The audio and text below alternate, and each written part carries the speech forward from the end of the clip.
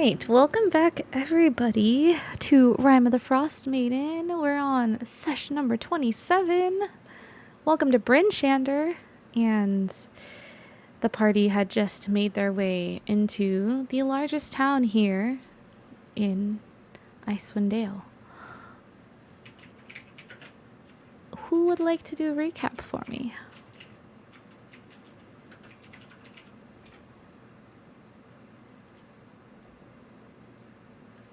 Have inspiration, but I can do it again if need be. I could do recap. Alright. How about a dual recap? We do me and John together. All right, you take the first part. I'll deal with the second part. Okay. So we started off session when we all woke up at the camp.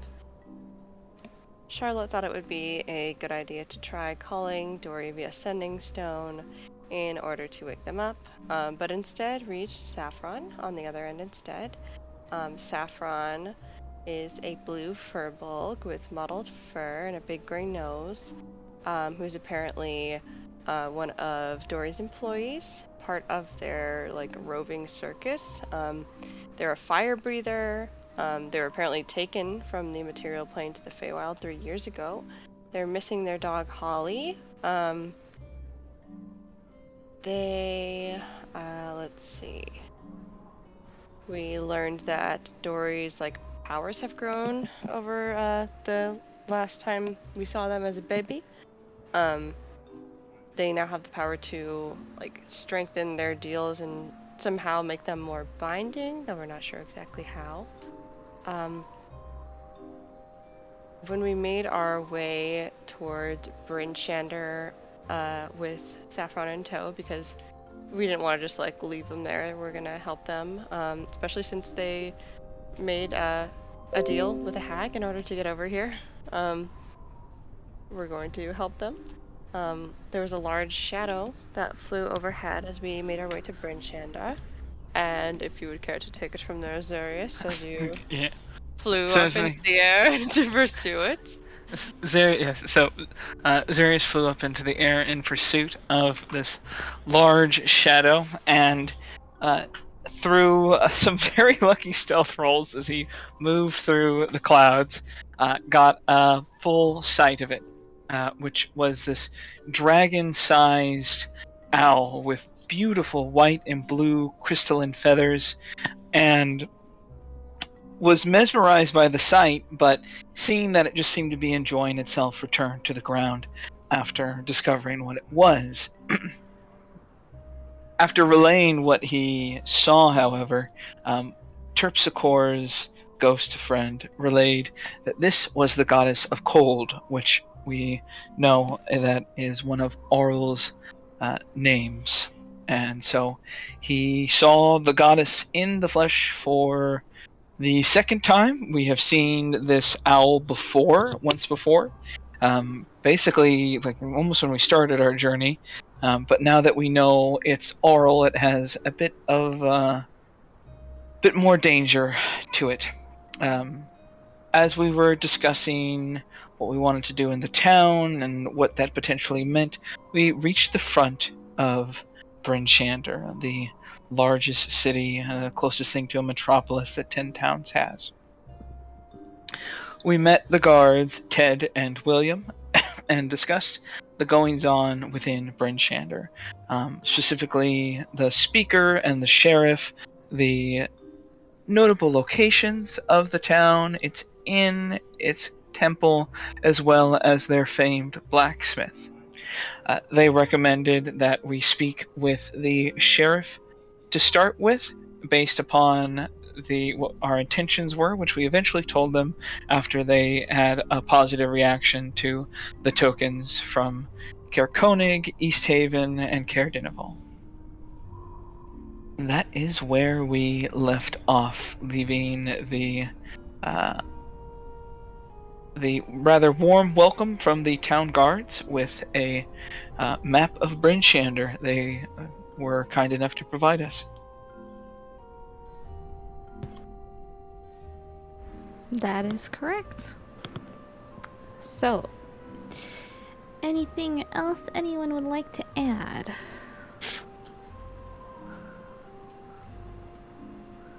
Alright then. You all have just entered Brynshander. Where would you, like to head off to first? Let's see here. Charlotte, we need to get repairs for you. Obviously, we'll need to speak with the sheriff. Does anyone else want to pursue anything before we start one of those two things? Okay, we just have to remember that we have a ghost friend with us. I don't know where she went. I didn't see her when we woke up this morning. But I'm sure she's around. So let's keep that in mind. But we can do all the other stuff first, probably. Alright, so your ghost friend is looking for someone or needs something? I cannot remember, unfortunately. Will you please remind me, Terpsichore? It's okay if you can't remember because they can't remember either. Oh, so they don't know why they're here. They're just hoping it will jog their memory. Okay, alright. Oh, and with that, I actually do remember what it was that you were asking me early, Terpsichore. Oh, There's a place I like to go, farther up the river's flow. Where it is, I do not know. Must be under all that snow.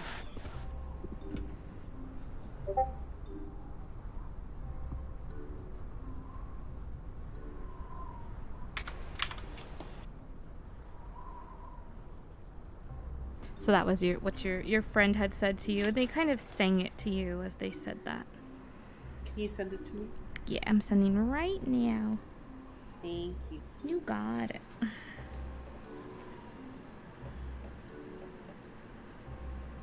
All of Terpsichore's ghost are rhythmically. Yes, they all start speaking in rhyme. That is a very important ghost. That's like the most important ghost friend. Being Yeah. able to rhyme is the most important quality of a not- ghost. Even more important than the ghost friend that led you here. That is the ghost friend that lived here. Oh, it is? I I love would it. have died. All I have to contribute is if you suddenly meet a ghost and it starts rhyming, pay attention to it. Because it's either you can put that on YouTube and make the big bucks, or it's something important. It's a fae in disguise if it's rhyming. Oh God. Note That's my- self in my campaign that I'm starting. Add a bunch of rhyming characters. Scare John. Oh, for sure. Rhyming characters. Always gonna scare people. Alright, so what would you all like to do? Where would you like to go? The Brynshander is your oyster. I say we go to the blacksmith first. Yeah, I want to go to Blacksmith. I'm down for that. I literally don't know what else to do. You're good. All as well. So, you make your way down the streets of Brynshander towards the blacksmith's place, which you've got on your map from the lovely guards. And you kind of cut straight through the town. Passing through, kind of curving up and down the little alleyways, and you make your way to a place that is most definitely the blacksmith. You see a large sign up ahead that says Black Iron Blades. As we sorry. Go Oh no, go ahead. As we were moving through the town, can I just take a temperature gauge of what's the mood in the town? Oh yeah, Um, absolutely. Go ahead and roll me a perception check. Okay. Zarius is vibe checking the whole town. All right. It's a classic move at this point. Zaria's asking like, are we in trouble? No, that is a dirty Everyone there 20. wants to kill us. A wizard has to be scared. That is my default state, okay? For good reason. Wizards are you. And you're not wrong. And you're not wrong. So, what was that roll again? Remind me. It was a dirty 20 total. 14 plus 6. A dirty 20. Well, good sir. With a dirty 20, you're definitely able to vibe check this place, and you feel that this is a pretty nice big town. While it's big, just as East Haven was, the vibes here are a lot more friendly. You see that they've got quite the amenities up in here, and people seem to live quite comfortably. Most comfortably than you've seen in any other place in 10 Towns, as a matter of fact. The folks seem real friendly. Like I said, amenities, comfort, everything seems very top-notch thus far that you've come across in Icewind Dale. Okay, so the people are well taken care of, and as a result, they seem to be more welcoming than East Haven was. Oh yeah, the people are very welcoming. You see some small curious children kind of stare at you all a little bit and kind of peek over at you, and some oohs and ahs, and you see just people seem to be very friendly towards your group as well. They don't seem your group definitely sticks out. And although your group sticks out, You don't say. I don't say. I mean, you've got the most, variant of group as you could have, But even that being said, while you stick out, it's not in a negative way. People seem very they're like, wow, they're more of like curious, like a positive curiosity of like, wow, interesting, and I wonder who they are, and it's a very respectable stare. I'll say. All right. It's kind of the best way I can think of putting it. They're staring because they think we're cool, not because they think we're scary. Exactly. They're looking respectfully. They are They looking are. respectfully. So, something I should have been doing in every town, but did not take the spell stupidly. I would like to cast See Invisibility as we make our way to the town as well. All right, you can go ahead and do so. Okay, cool. Thank you. All right, and just remind me how long that lasts. It is an hour. All right, you got it, boss. So you are at the blacksmith's, black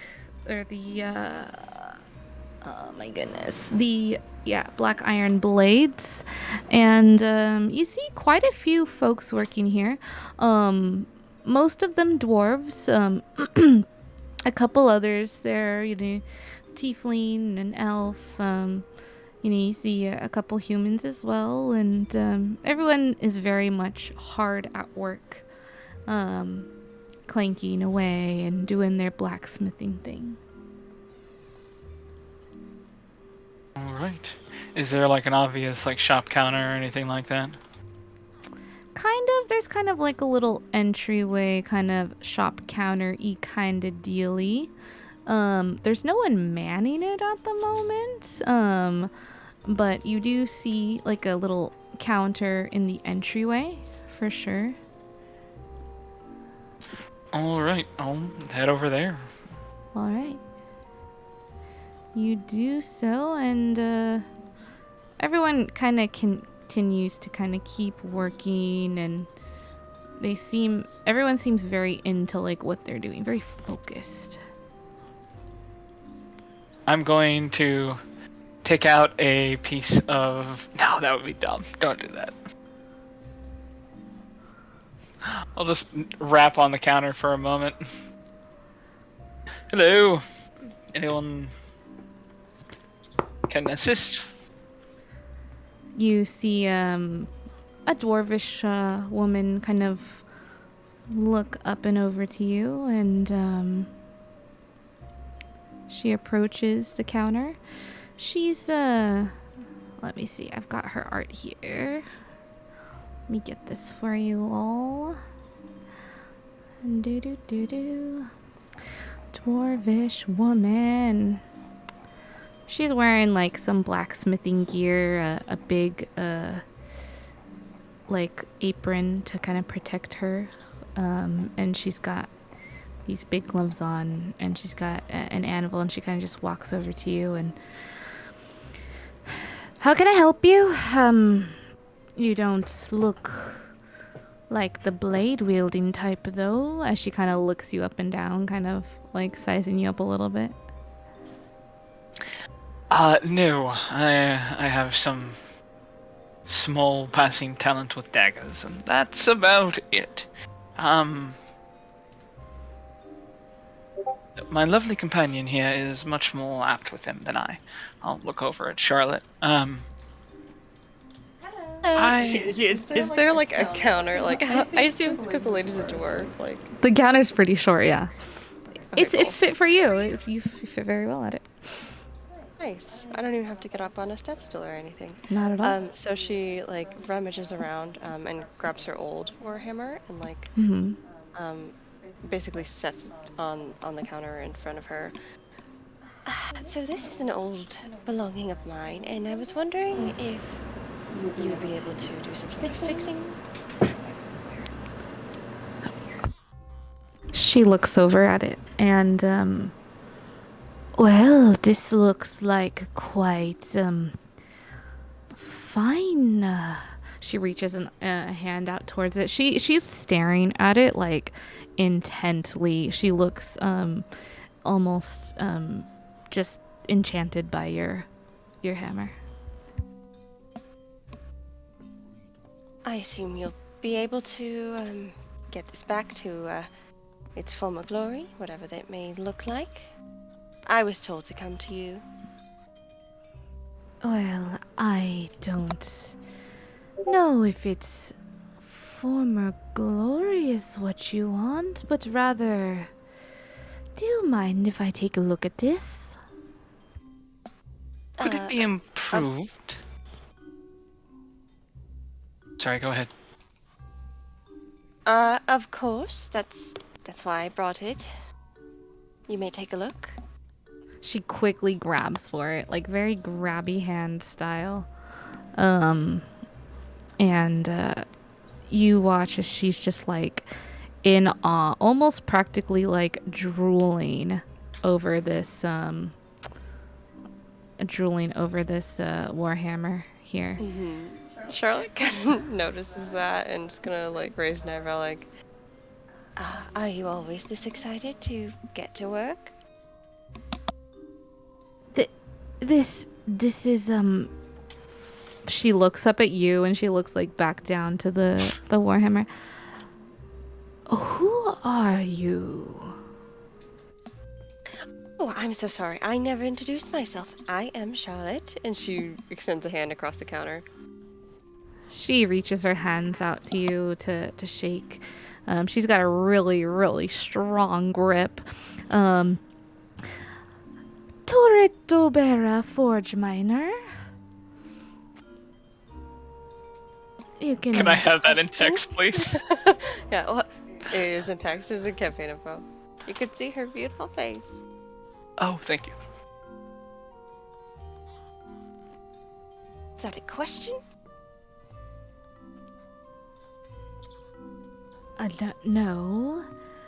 But you can call me... Tori, if that's easier for you all. My parents decided to give me a mouthful of a dwarvish name. Oh, it's no trouble at all. I kind of just want to call you by your last name. Forge Miner is just fun to say. Well, I come from a long line of forge miners. We're, most of my family still lives outside of the town, but our reputation is well known, and I've been able to set up the black iron blades here and prosper immensely in Brynshander. I have to ask, is Forged Miner the dwarven equivalent of Smith? Hell no, it's not. Oh my god, like the most common last name. Yeah, that was fine. Baker Smith. Rude. Show some respect. Miller. Andler, Cooper. John. Anyways, let's keep going. Oh my Oh, god. I need to go. I can't be here. A lot of people, a lot of people have my name. I don't know. John Wilson. I am anonymous on the internet as a result. Google me. I don't exist. J.A. Wilson, however.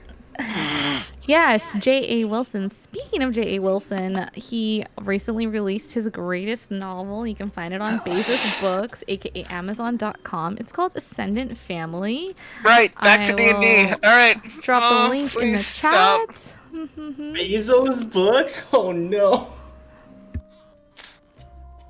Self-publish on Amazon is easier than anything else. I wish it wasn't, but that's where we're at. So, Charlotte. And she kind of turns towards you, almost kind of just like ignoring you, Zarius, at this point. That's perfectly acceptable. That is my name. How did you come across this fine warhammer? Oh, I've always had it. You've always had it. For as long as I can remember, yes. She sets it on the table, like the counter in front of you that's between the two of you, and she starts like running her like fingers along it and reading things in Dwarvish, which you understand. They're very, she's like kind of almost whispering the you know, the words on it, and you're able to catch a couple of those words because it is very, very much under her breath. You hear the word unlock. You hear the word thrower. You hear another word that I'm gonna have you roll a perception check for. Okay. Can I guide myself, or is this straight perception? I'll just go ahead and straight perception. Come on. Okay. That's a 6 plus 7. That'll be a 13. So you don't really quite make out the word, though you do see her face and her expression as she kind of runs her fingers over the last bit of these are not really quite dwarven words, but they're more like runes that are written on this, and they're not anything that you really understand by looking at it. They've not really brought up any notice or anything for you before, and her eyes go wide. She looks up at you, looks down at the weapon, and she just seems kind of shook by by what she has in front of her. Is something wrong?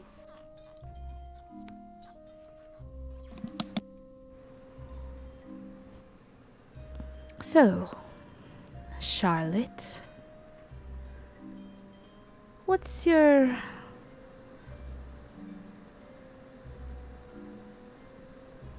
true name? Pardon? I believe it's only just the one.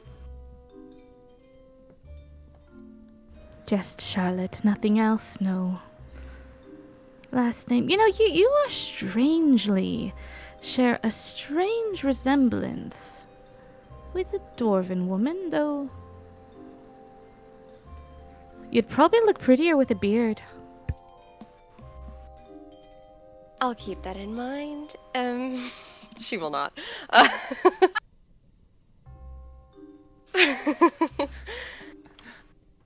Zarius in his mind, please don't.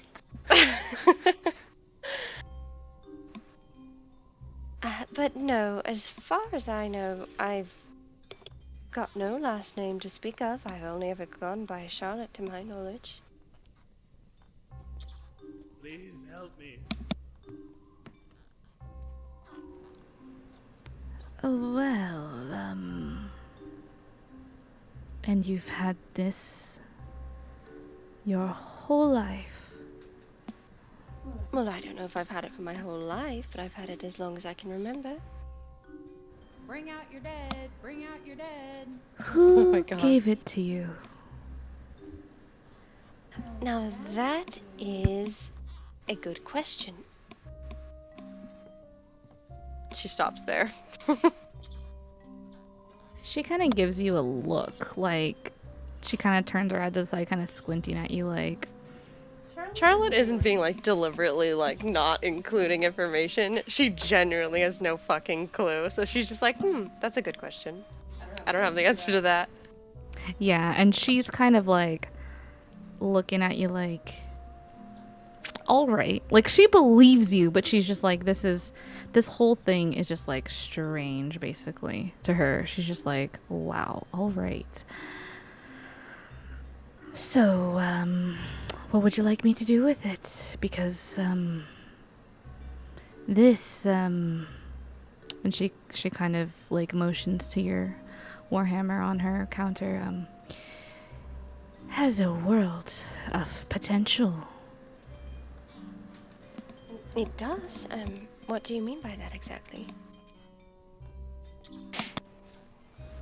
Well, I could spend some time with it, and, you could be able to throw it across the room at the ugliest bugger you see, and it'll come right back to you. Oh my, well, that would be very useful. Is that some sort of magical enchantment? Would I need to pay for? Well, of course I need to pay for this. How much are we looking at for something like that? Also, it seems that it will do extra damage to giants. Oh, I can think of a dwarf who would appreciate something like that. Before we go handing the hammer over, Charlotte, perhaps we should talk to that smith who Tennis mentioned. Is that not? Are you not her? No, I believe their name was Cavalin Barrowmace. I'm very sorry. Do you know of such a person? She looks over at this lady. Oh, yeah. She's right over there. She points to another dwarven woman who's, like, hard at work, working on looks like a great sword, just clanging away. Do you work with sharded and fragments as well? Could they be added to this hammer? Well, she's my business partner, and we train together. Well, I guess, business partner is a little too weak of a word for her and I. Oh, just partner then. Oh yes, partner's probably more appropriate. And as she's like talking to you all, the lady that you asked about and she mentioned looks up from what she's doing, and she's like clanging away. She's still clanging away, but she looks up over there, and you see her kind of blow a kiss at the dwarven woman who's chatting with you all. Oh my god. Well, that is adorable. Congratulations. Is she busy? I don't know. Do we? Terribly busy, but if she can do it, so can I. So, you're friends of Swift? We are very close. He's helped us quite a bit, yes.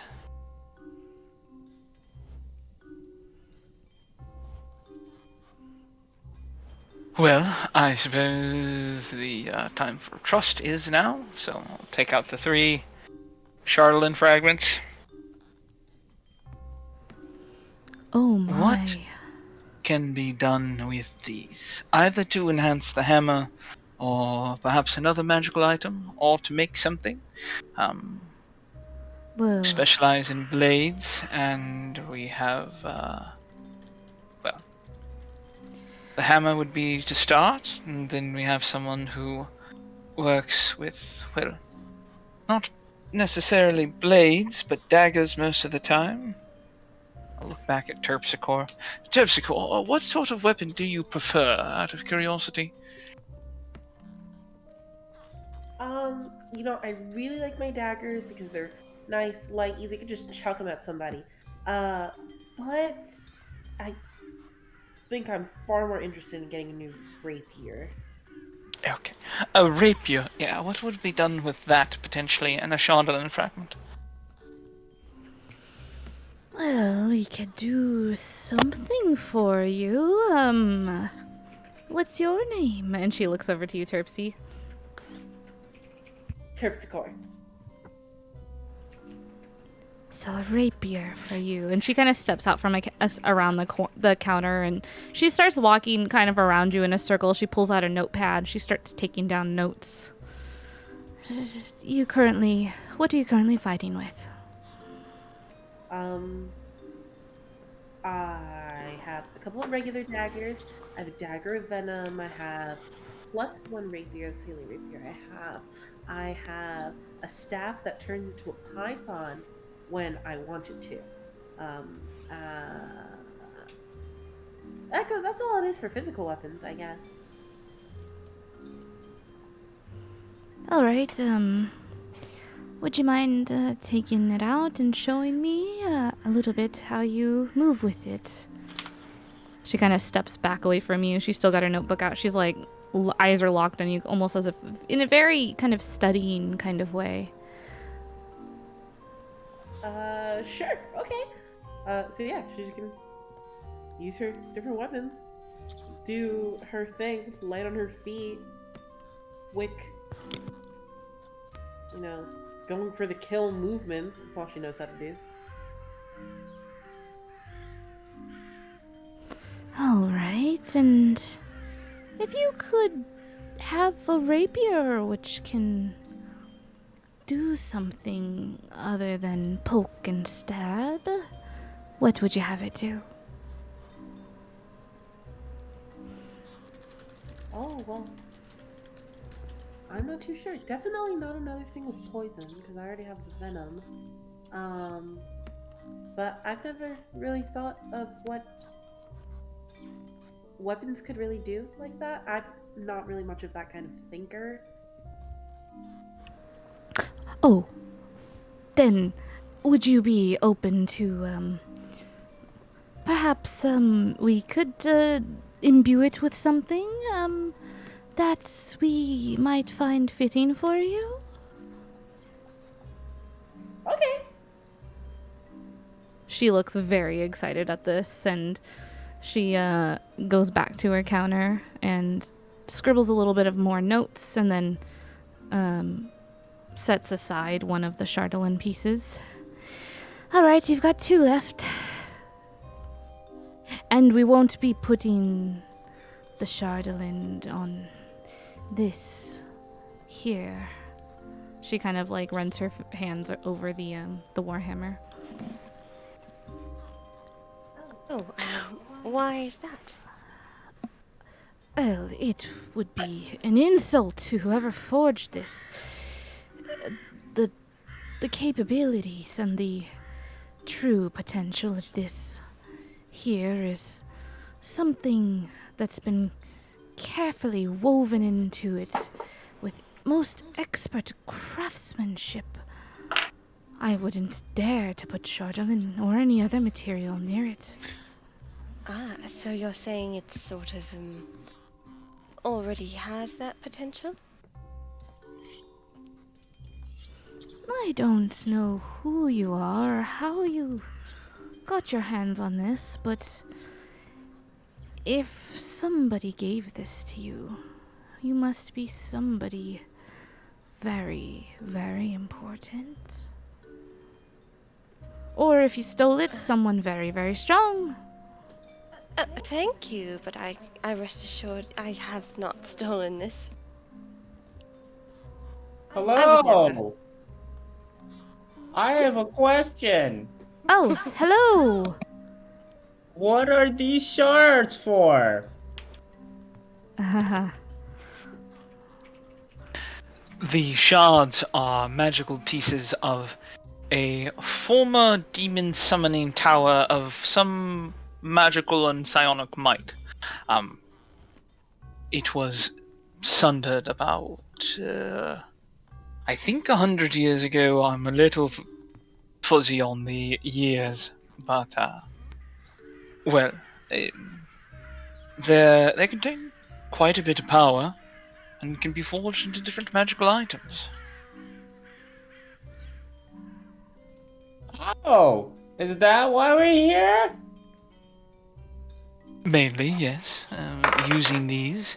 We've had them for some time and getting Charlotte's hammer repaired as well.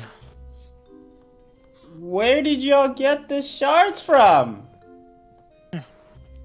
Some rather grumpy Duragar who were kidnapping people.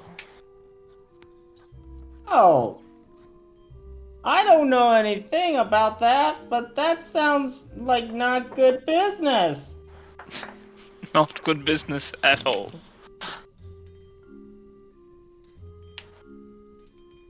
Look back to the smith. So, we have the Chandelier fragment for the rapier, and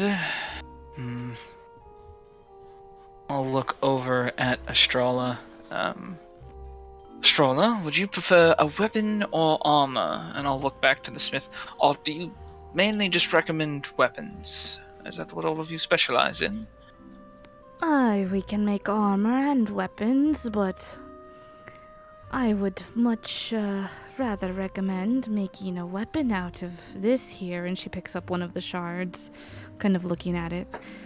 It's not often that you see this stuff, and I'd feel more comfortable having it as a weapon than wearing it all day. Alright, well, I think Estrella has a magical weapon. Is there any sort of danger involved in wearing something made of this? Well, I mean, this Chandelier is, a very interesting, mysterious, crystalline substance. It's strong as metal, though it is considerably easily to work with and steel. It's cold to the touch, and it readily accepts magical enchantment. It's ideal for wands, staffs, and other magic items, though we can make it really into any wizard or any weapon. Wizards have used it for imbuing their focuses with it. And it can be charged in a couple different ways. We will need to check first to see if it's charged. And if it's charged negatively or positively, though positively charged Chandelier is much, much rarer to come across. Oh, I have a lot of negatively charged Chandelier, have no fear.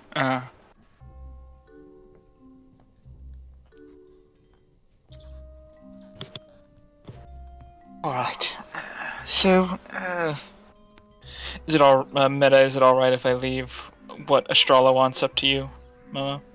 Yeah, Estrella seems pretty, like, attached with what she's got. Okay. You get the vibe that maybe there's some sentimental value there. Oh God, can any of it be improved for her, or would it be better off used on someone else other than the?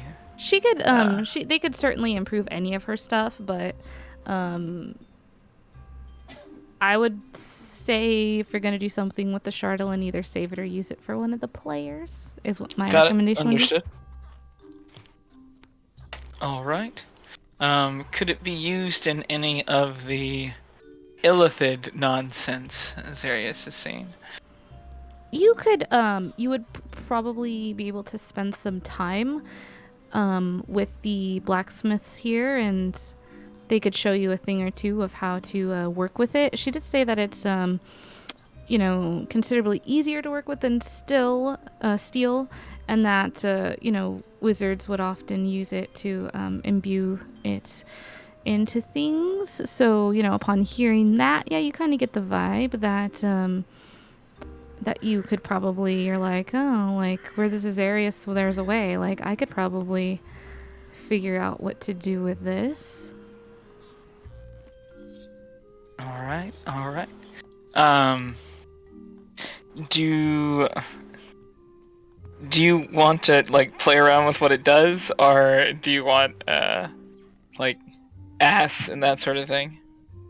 If you have something that you'd like to do with it, they would be certainly willing to help you. Okay. They're also down to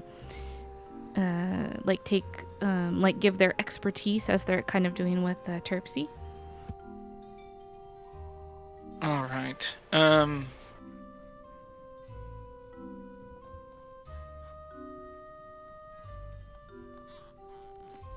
I thought I had an idea, but it flew out of my head. Fuck. That's okay. You can always save it. I mean, like, their shop is set up here. Like, if you think this is the first and last time you're gonna come here, you are sadly mistaken. Okay. I guess I'll ask them. Could the Chardolin fragment be turned into, let's say, a ring of some sort, or well, I already have an arcane grimoire, so I don't really need a focus, unfortunately. Oh, an arcane grimoire. Do you want to imbue your book with the stone? We could. What would that do? Oh, well. Since you're at the Black Iron Blades, it could do a great many things. There's nothing my partner and I are not capable of. John is intrigued. Serious this as well.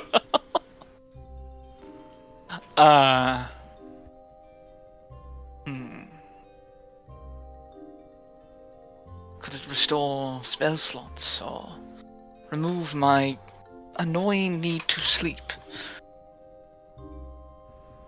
Oh. Could possibly do some things. Some things, along those lines. You truly are a wizard, aren't you? Yes, and an avid reader, and if I could get 8 more hours after the day, that's so much more I could get done. I'll even just have my sleep. Anything like along those lines would be amazing. She, like, looks around to the group and she's just like, yep, and this is why I'm thankful that I'm not interested in becoming a wizard. But yet, we could do something like that for you. Alright. I assure you, it's a lot of fun. Sirius has a big dumb grin on his face. What should I do with the last Chardolin fragment, y'all? Or do we just want to save it, or what do you guys recommend? Do any Dory doesn't use like a weapon, huh? It's mainly No. just warlock stuff. I don't think so. Yeah. Don't think they do. You could always save it too. You don't have to use it for now. Who knows? Okay, Maybe you'll need yeah. it in the future. Who knows? Oh no. Like, Yeah, that we'll save hang it. on Fuck. One. Okay. Okay, that was a hint. DJ Chardolin fun. That sounded I like eat it. that sounded like the DM saying, "You may need this for later." It's a surprise. Wow. Wow, surprise! Oh wow. It's a surprise tool for later. Mm-hmm. Wow. Yeah, pretty much. Yeah. I'm just imagining this.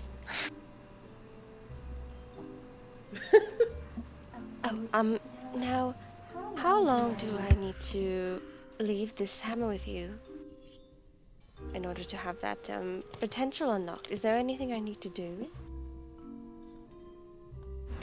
Well, it's going to be a process. It'll be unlocked in steps for this weapon to reach its absolute true potential. This is a weapon you need to bond with. I see. She kind of like knits her eyebrows together and looks down at it and puts a hand on it. Hello. She gives it like a pat, like she's trying to pet it. Well, not quite like that, but maybe quite like that eventually. I've heard. Can I borrow your Charlotte for a moment? That's entirely up to her. I don't see why not. I'll be back, everyone. She grabs her warhammer and scoodles out the room with this lady.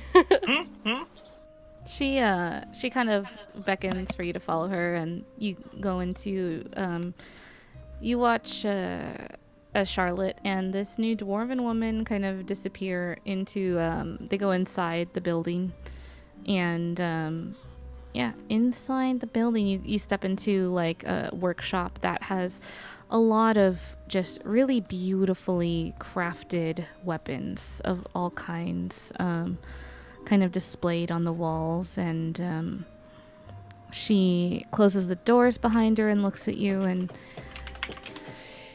all right, you're a dwarf, right?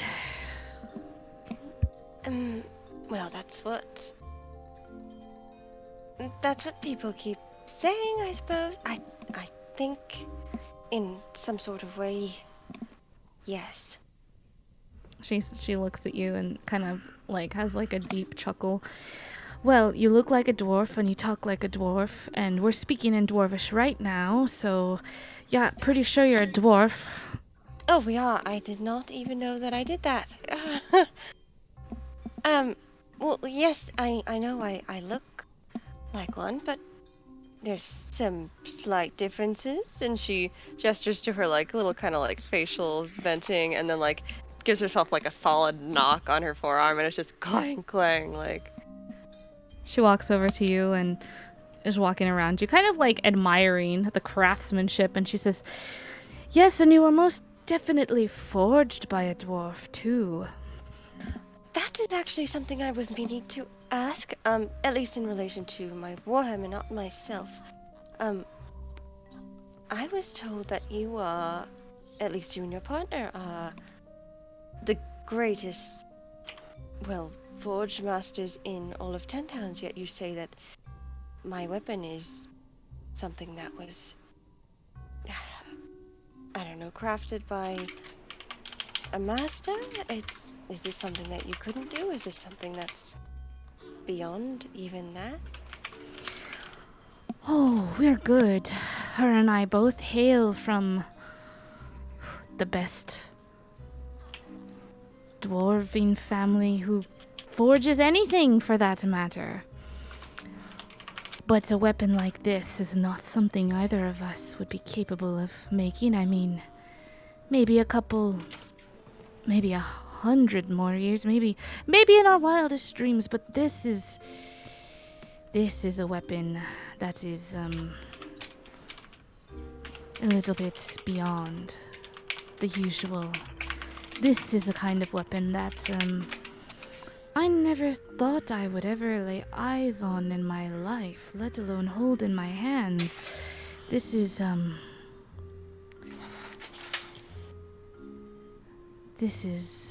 quite a strange thing. And you are quite a strange woman. I'm going to choose to take that as a compliment. Alright then. Well, if someone like you, lovely people, couldn't forge something like this, do you have any idea who could? Well, this had to have been... This weapon is either very, very, very old. Very, very old. I mean...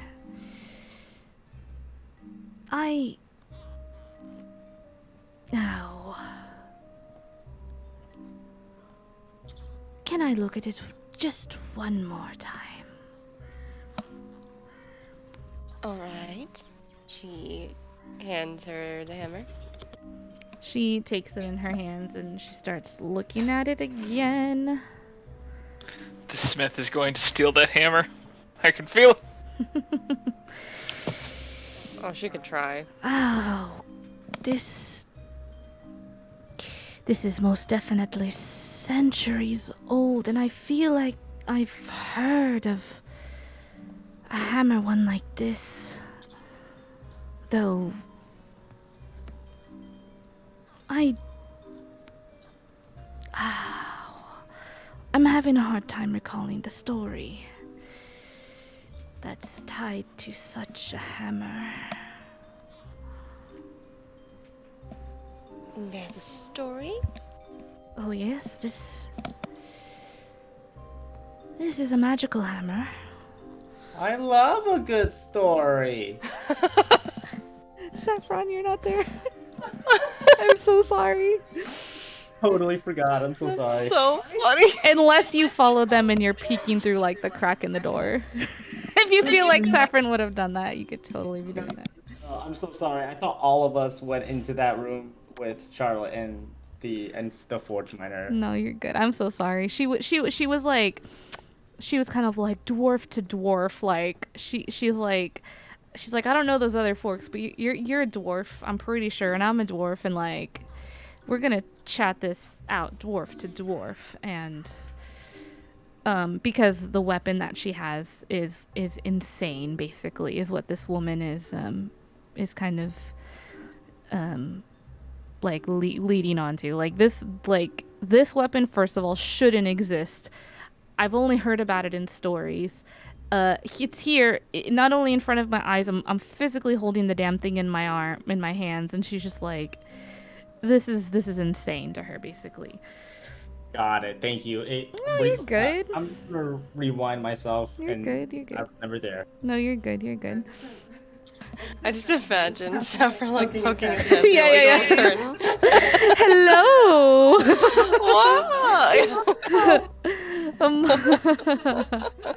What's going on in here? Mind if I join? Like, I love Saffron.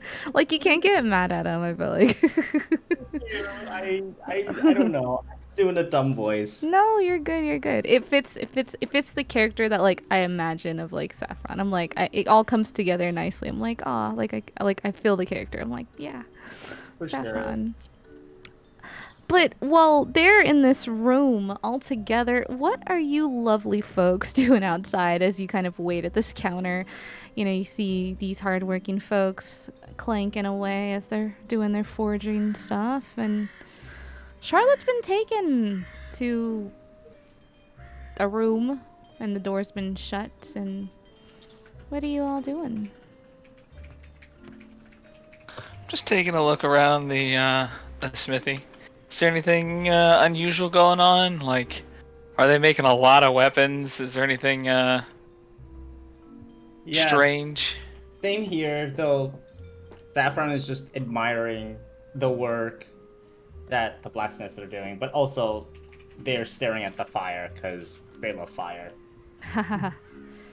Yeah, as you're watching, go ahead and the both of you roll me a perception check. For sure. That is a 13. And that is a... Oh god, is that a... Yeah, that's an 8. All right. Yeah, you look around and I mean, they're making weapons, but I mean, it's called the Black Iron Blades, and you do see a lot of swords, great swords, bladed weapons being made, although a few other like non-bladed weapons are being made as well, but it's majority of bladed weapons that you see being kind of fabricated here. Which I mean, given the name, doesn't seem too strange. And let me see here. Give me just 1 second. Appreciate your patience, everybody. You also see that they do sell like some adventuring supplies as well. They have like a little side area, sell some adventuring supplies, and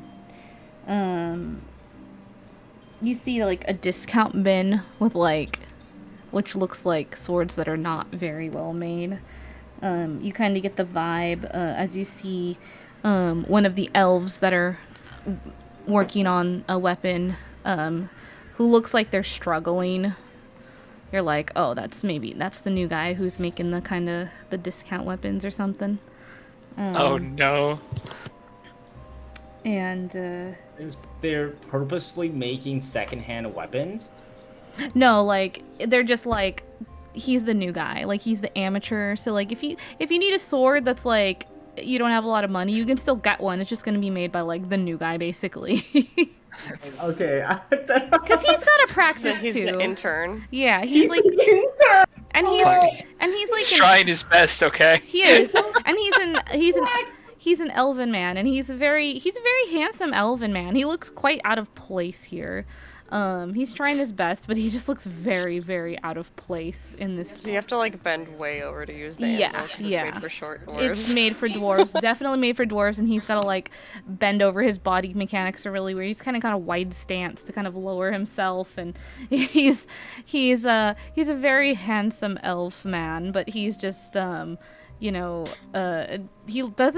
looks very out of place. Looks very out of place here. Yeah, and as you're working, as they're working on this stuff, Terpsy, you hear a faint, familiar whisper in your ear, that of a dragonborn voice, a very familiar friend of yours, and they whisper, oh, the Black Iron Blades. This is one of my favorite shops.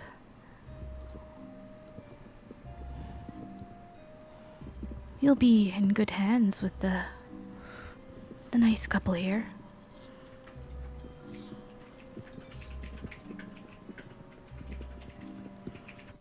She whispers back. Thank you. It's really good to know.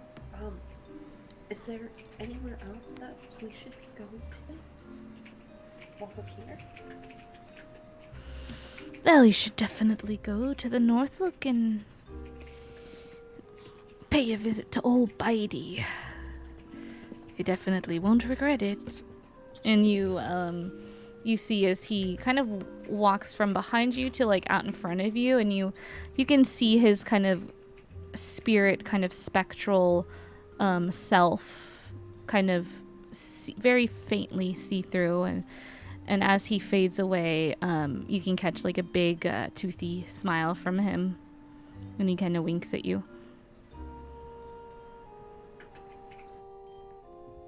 She's gonna do those happy jumps that she always does, and if Darius and Saffron have moved, just look over to them and just walk behind them.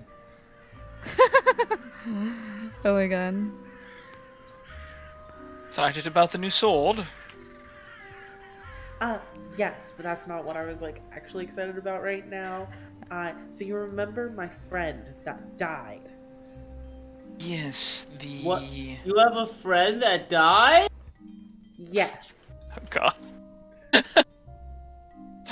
Explaining this is gonna be so awkward.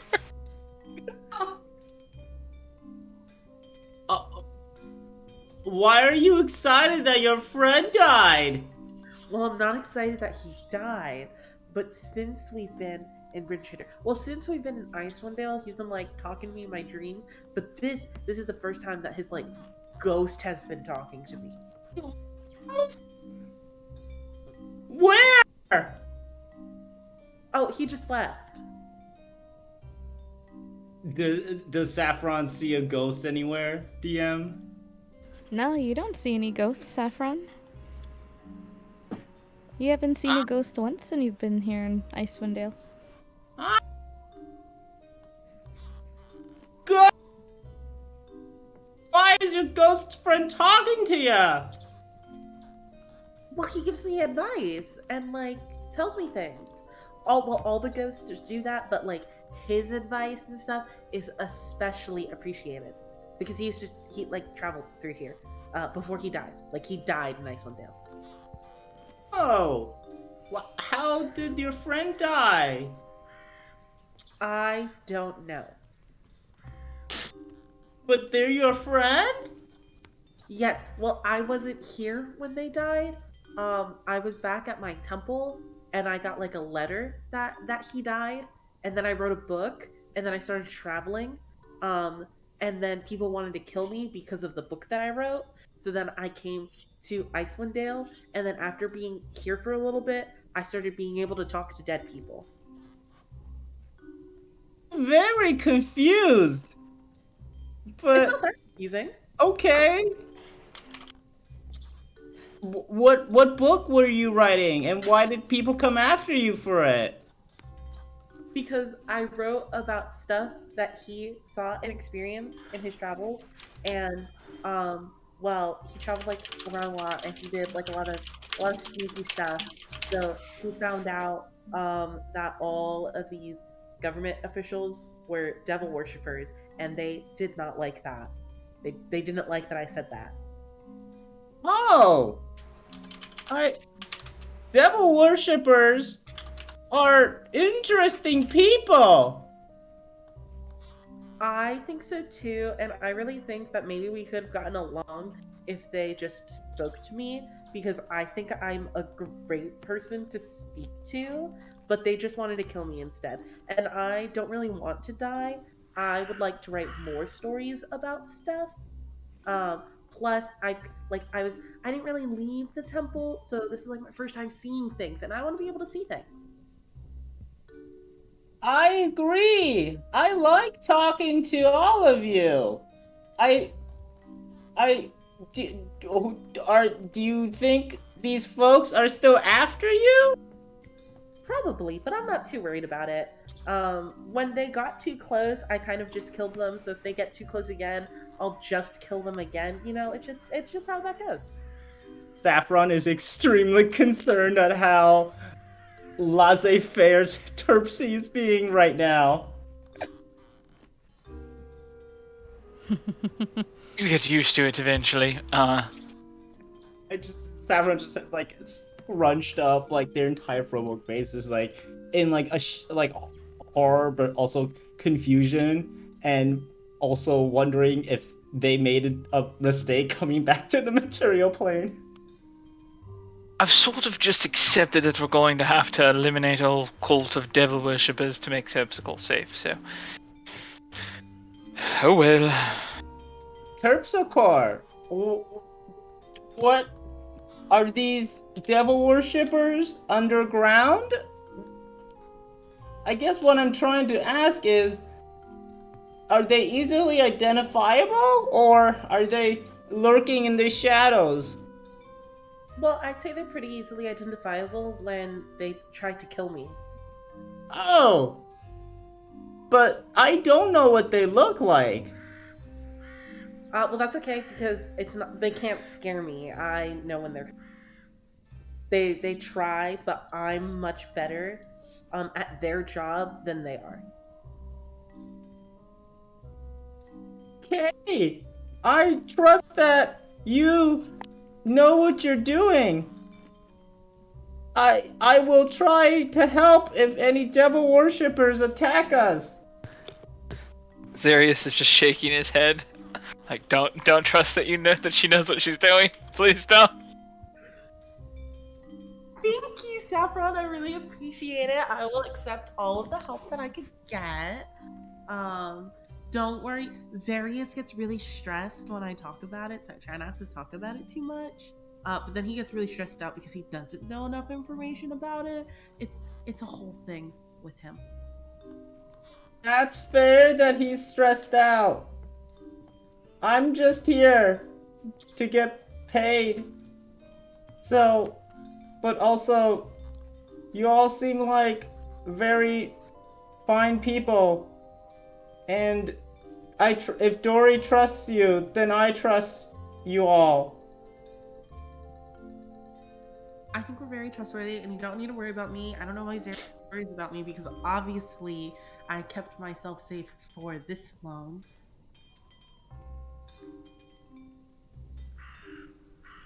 That's okay. I I did just meet you, so I was just wondering what's going on. It's a lot, but you should hear about Zarius's brainworms. I think those are a lot more interesting. They're what? Zarius, you have worms in your head? Yes, remember the illithids we were talking about?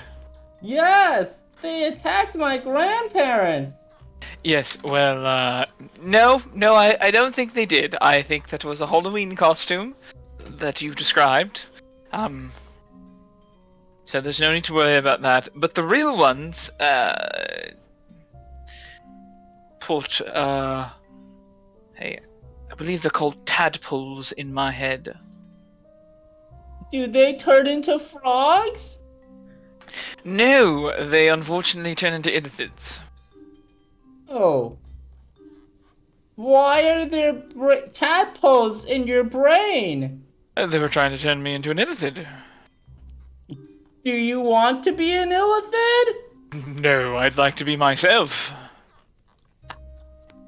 How do we get these brainworms out of your head? Well, we don't. We don't know how to do that. So far, I have found a way to prevent its influence with the help of Dory's patron and well, a little bit of shielding I have developed from meditation. Are you going to turn us into illithid? If I turn into an illithid, you need to murder me immediately. Yes. Because that is exactly what it will try to do. Oh. Why am I here? I don't know. I would not have made a deal with a hack. Didn't you want to find your dog? Yes. Her name is Holly. Yeah, I thought that's why you came here, to find Holly. Yes. But I don't know where she is. I don't know if I remember where she is. I just miss her so much.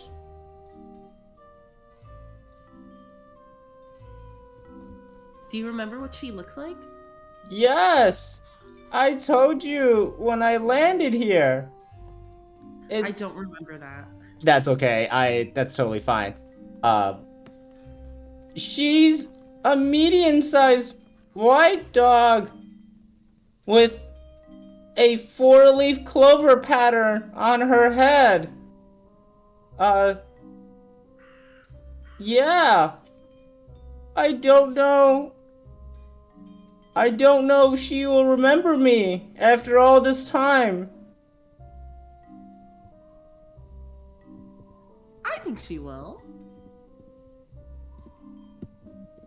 I hope so. It's been such a long time. Sorry. No, go ahead. I know what that's like. I don't see peppermint mocha as much as I want to. And I'm always afraid little Panini's gonna forget about me. But she never does. So I think it's gonna be okay. I think you're gonna be fine. Who are Panini and Peppermint Mocha? They're the same. They're the same creature. Creature? What creature?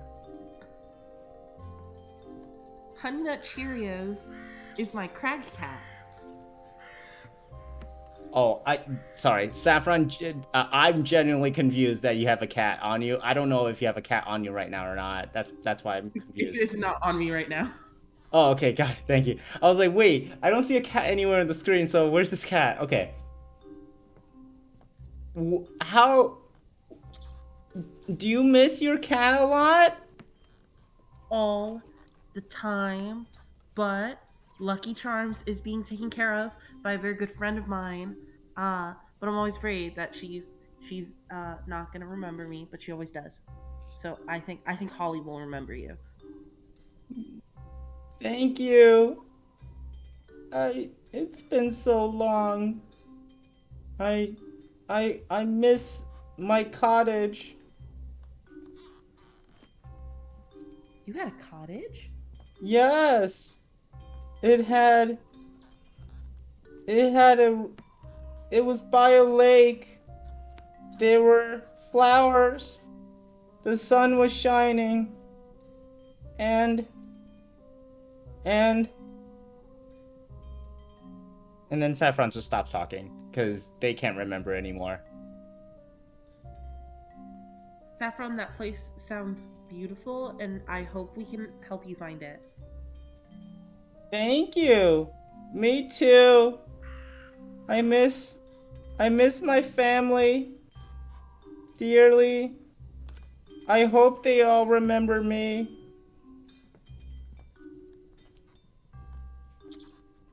I'm sure they do. I know at least like one of my sisters hasn't forgotten about me, and Zarius' sister hasn't forgotten about him, and Dory's sister didn't forget about them when they were a child, not in the Feywild.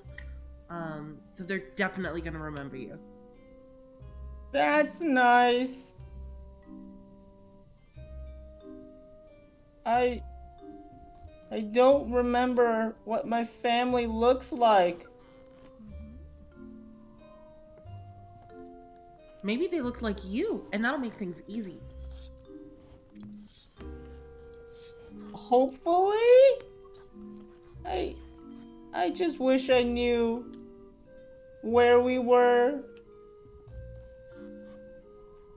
or why it's so cold all the time.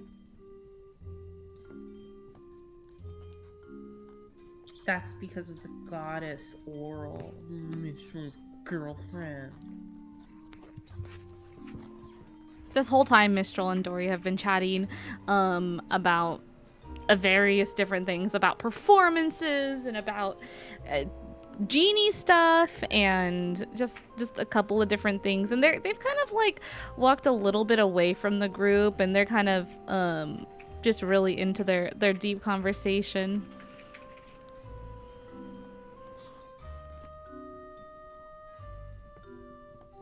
And they've got Sefik kind of with them as well. He's over there like looking like he's trying to get into the conversation, like he's trying to be into it. It's not quite his cup of tea, but he's like, yeah, performing, yeah, it's great.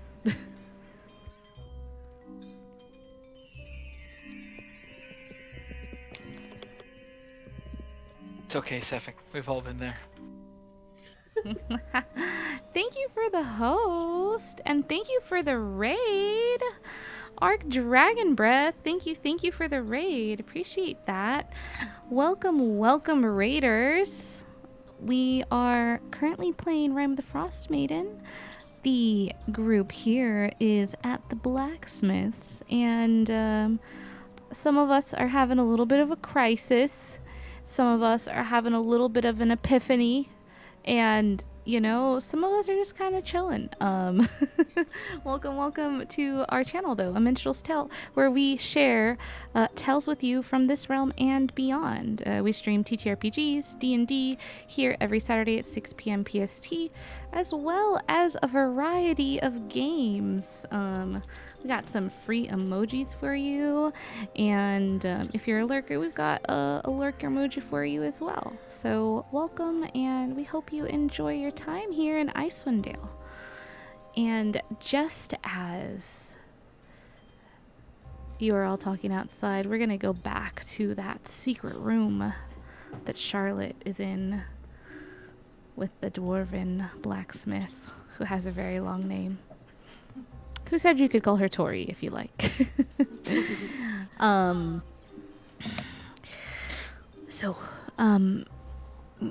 If this Warhammer is in fact the Warhammer that exists, to my knowledge, only in myths and stories and tales, then unlocking its true potential is something that's going to take time. If it is indeed that weapon, if you'll give me a moment, I can unlock the first of its potential for you. Go right ahead. You said that I would have to bond with this weapon in some sort of way. How do you mean by that? I mean, you'll have to use it in battle, you'll have to keep it on your person, you'll have to eat with it, sleep with it, do everything with it. Keep it by your side, and I wouldn't recommend using any other weapons if this is the one you'd like to be bonded with. Oh. It's the jealous type. I didn't know that weapons could be like that. No matter though, I do have sort of an attachment to this already, seeing as it's, well, one of the few things that I've had, consistently ever since I can remember. You feel an attachment already to it, do you? Well, perhaps maybe it's been awoken once before by you. And she looks at you very, very curiously. Would you like to peer back into your memories and try to think about if you've maybe had this weapon unlocked at in a previous time or life or time and space? Oh yeah, you know I would. What do I roll for that? That's going to be a wisdom check. Okay, wisdom check. Hey, that's a 13 in total. Would you like to roll again? Oh, yeah, can I use my inspiration? Oh, absolutely, you can use our inspiration. We could do that Cool, instead. I'm gonna do that. What's the other thing? Oh, the other thing was you can kind of push further back into your mind and roll a con save as well. Ooh, I'm gonna do my inspiration. Fuck, it's the same number!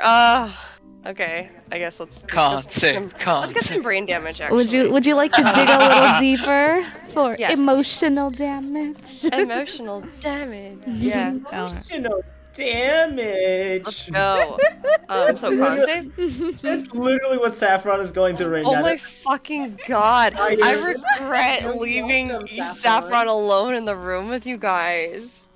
I mean, You guys are they're basically just sitting there, like, listening to two folks talk about stuff that is going to give them anxiety forever, and You their guys. boss is just sitting in the background, just having fun, and they're like, why am I here?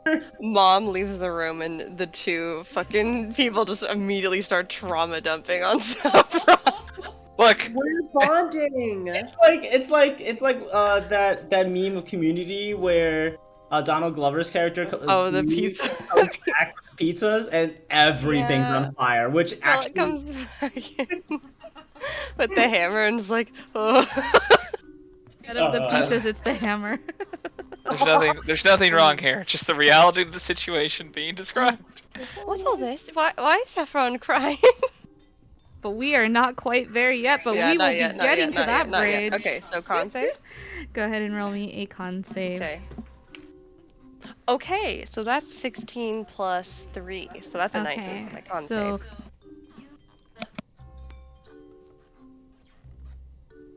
you push deeper and deeper into your memories, and as you do, you kind of close your eyes and you see an image of yourself kind of playing out a memory.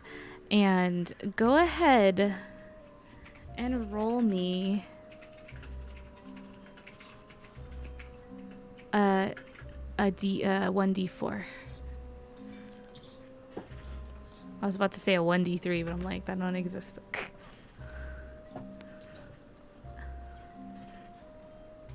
That's a 3. Sorry, I had to like lift it up so I could see what it was because I have hollow dice. No problem. So that is a 3. So let's see here what we've got. So 1, 2, 3. You see yourself throw the weapon, throw the hammer, and you see it hit a monster, an enemy you're fighting, and you see it. You watch as it flings straight back into your hands. You watch as you run forth to another enemy and again throw it across. It hits 2 enemies. Hammer comes straight back to your hand. And as you're doing this, you see the enemies that it's fighting you see giants, you see goblins. It's like a whole montage playing of you fighting against your enemies. And you can hear a voice, almost like a disembodied voice, that has an excitement to it with each hit that this hammer takes upon a giant or a goblin. As each goblin or giant falls to the ground defeated, the disembodied voice just shrill with excitement.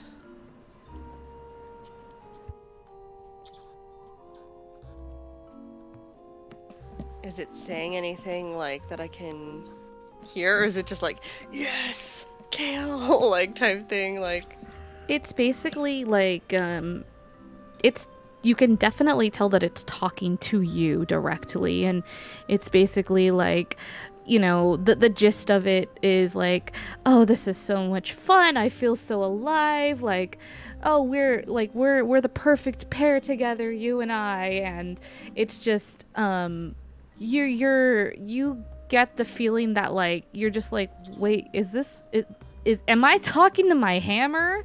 yeah, I was gonna say, is that voice coming from the hammer? Yeah, it's coming from the hammer. And in your memory, when you kind of hit that epiphany, you do see and hear yourself also talking to the hammer as well. And you are able to determine that this weapon for you was at one time very, very, very much so unlocked in the basically in its final of stages. And when this weapon is in that state, that it is in fact a sentient weapon. Oh shit. Okay.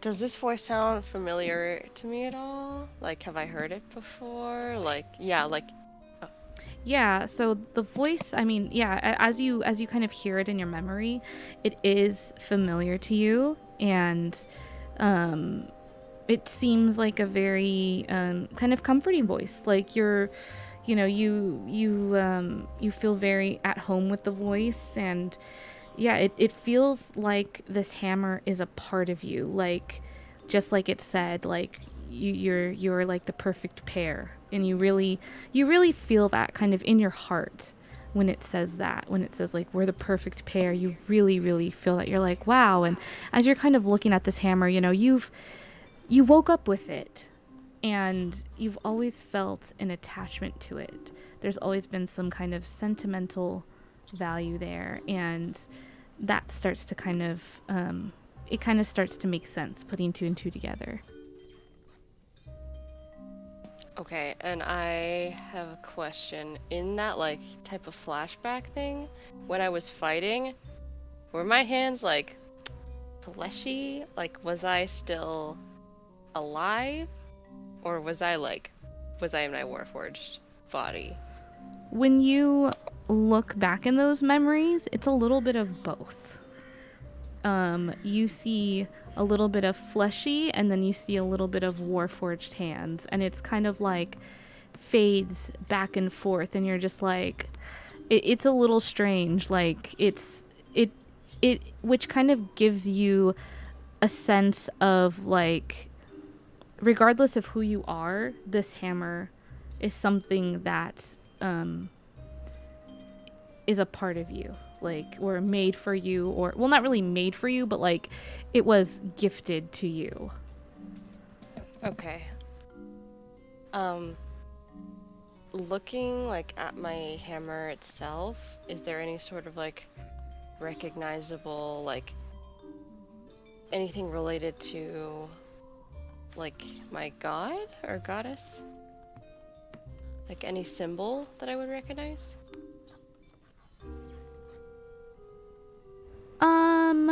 You don't see anything in particular that's like a part of its original like forging process that is pointing to your god, though upon closer inspection at it, you do notice that there's a little like charm kind of dangling from it that is the symbol of Baranar True Silver. Okay, so it looks like something that like potentially I could have added or someone else added. Yeah, definitely. As you're kind of looking at it, you're like, you actually recall and remember adding this to it, kind of like making it your own, and like, this is who you follow, and so this is who's kind of your protector, and so it was something that you added to it. Okay. So this thing has like a voice. If I reach into my memories, do I know if it has like a name or anything that I called it? Go ahead and roll me a wisdom check. Okay. I keep rolling shit on my wisdom. That's only an 8. Can I use my inspiration for that one? Oh, you would like to give your Oh. inspiration away. Yes, I would. Wow. Yes, you can give your inspiration away. Thank Okay. you. Oh god. Use it. Blow on. Do you want to blow on my dice? Here.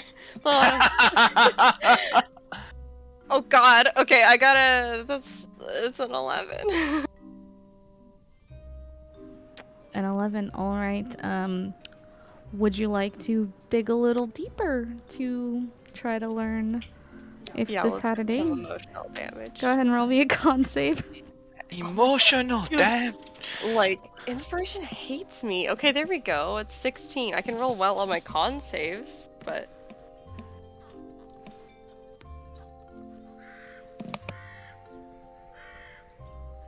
All right. So, as you kind of dig a little deeper into your memories, you you recall that this as you're trying to recall the name of the hammer itself, you instead recall a different name. You recall the name Mighty Hammer, and you strangely, for the first time, thinking back on this name, you recall this name and recognize it as your own family's name. Huh? Mighty Hammer, like one word? Yeah, Mighty Hammer. Oh shit, I have a last name.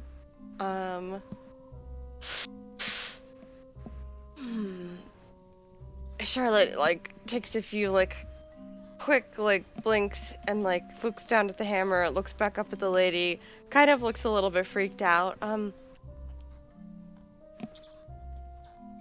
Think I do have a last name. Oh, you willing to share your last name now, are you? Okay, well, let's have it. Can't be too bad. Were you embarrassed or something? No, I couldn't, well, that's neither here nor there. Does the word Mighty Hammer have any meaning to you? She looks at you kind of stunned for a moment, and nods kind of, and she does this, dwarven kind of bow / salute essentially, and she tells you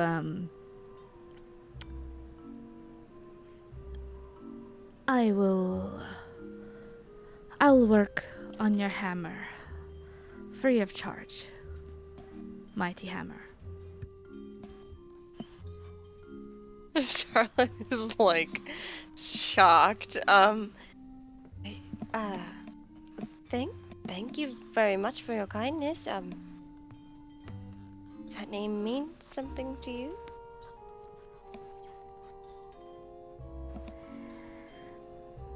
Well,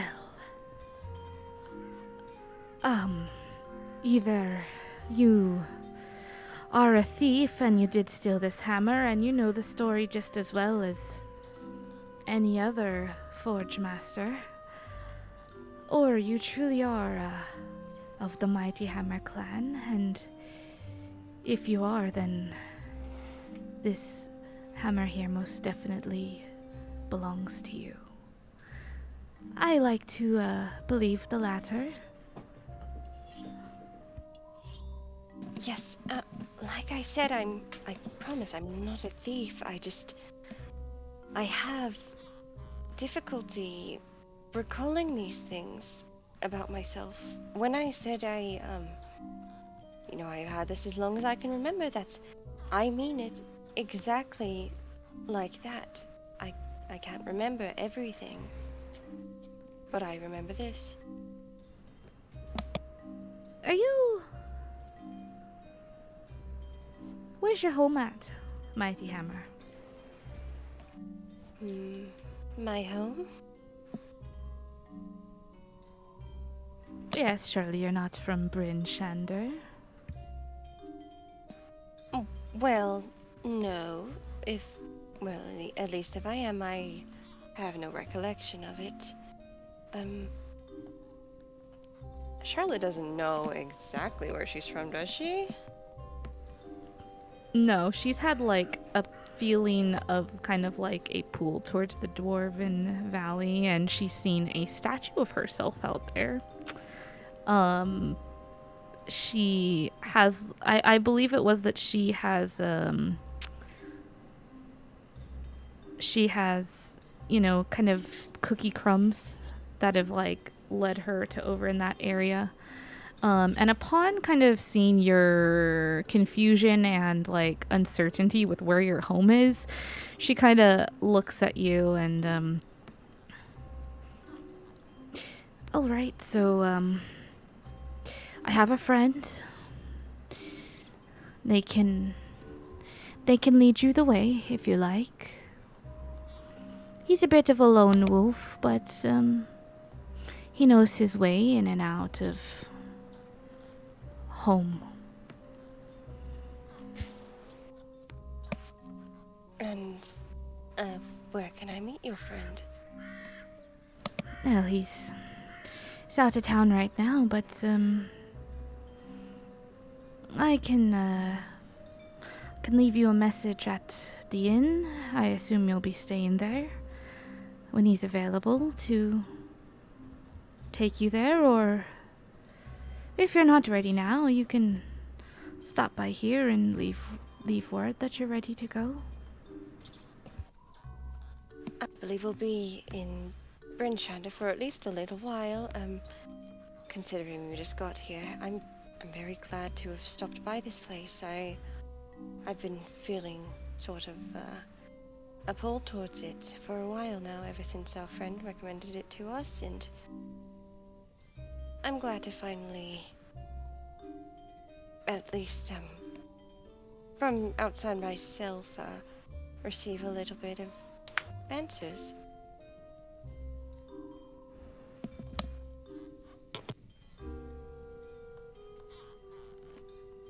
Well, we shouldn't leave your friends waiting out in the cold any much longer, should we?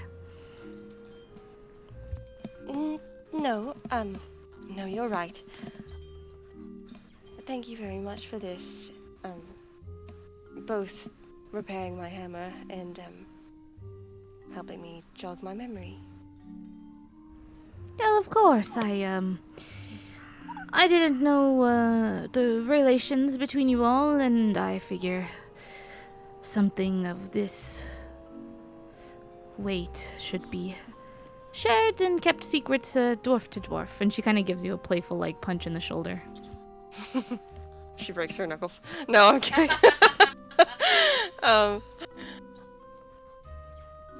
Very well then. Well, we are very close.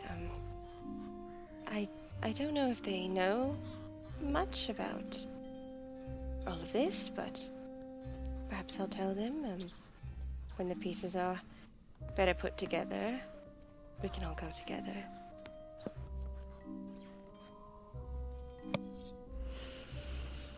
Absolutely. Well, we'll take care of the hammer free of charge, and if you give me just a moment with it, I'll bring it out to you in just a sec. I can unlock the first step of it and have it ready, say by dinner time. Oh, perfect. Yes. Did you need my help with anything relating to this? No, I think you've told me everything that I need to know. Okay, well, in that case, just give me a moment, just a few parting words, and she's gonna go over to the warhammer, pick it up, like kind of look at it, like square dead on, like she's looking at it in the face, even though there's no face. And she's going to say, I will be heading out. I'm coming back, all right? I'm not leaving you behind. I don't remember everything about you, but I know more than I did. It's nice to meet you again. This feels silly. I'm going to go now. And she puts it down and walks out of the door. Yeah, you guys see Charlotte kind of like burst out of the door a little bit, and you can hear the dwarven woman kind of chuckling a little bit, and yeah, Charlotte goes and returns to the party. Furbolg weeping on the ground at the fetal position. She's like, she does have her hand. She's like, all right, everyone. Well, we should have that handled by evening time. What's wrong? Safi is in the fetal position. They're just crying. Oh my goodness, what has happened? What's wrong? She takes out her handkerchief and starts dabbing at your eyes, Saffron. Thank Did you, you Charlotte. Did you step on something sharp? What happened? Are you No, hurt? I'm just overwhelmed by the burden of information and responsibility. Her head whips around to Zarius and trips the car. Well, he just told him what our current situation was. Why would you do that? All at once? Well, I- he asked. Zaria said I should answer questions honestly, so I did. Well, yes, but you have to remember that this is something that we sort of all came to terms with over the course of very many days and weeks and... Well, Saffron, do you want to maybe stand up? Here, I'll help you. She takes Saffron him sniffs by the and- arms. Thank you, Charlotte. Yes, let's get you off the ground.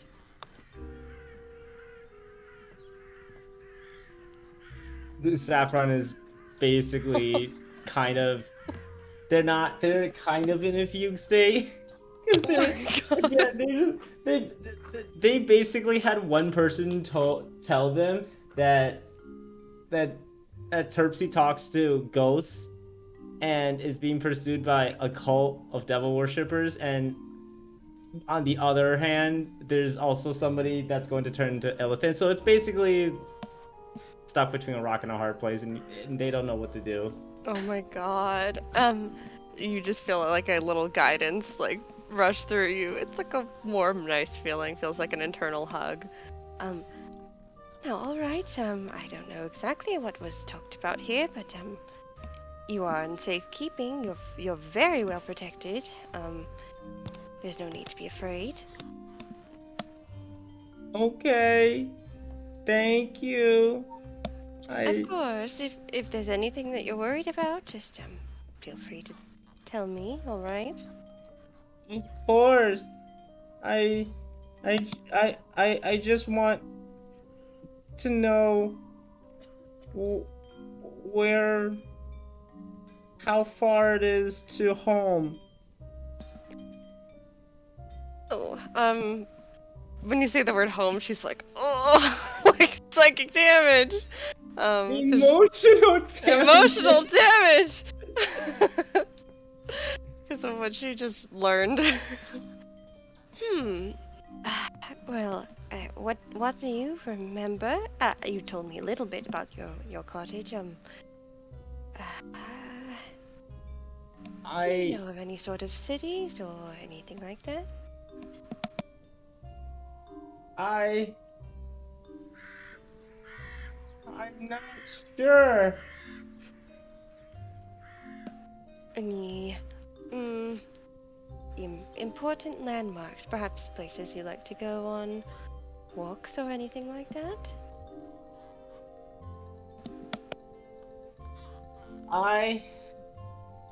Saffron is trying to remember, Oh.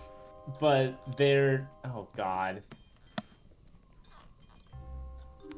I just remember that we didn't really have winter. Snow was a rare occurrence. It was.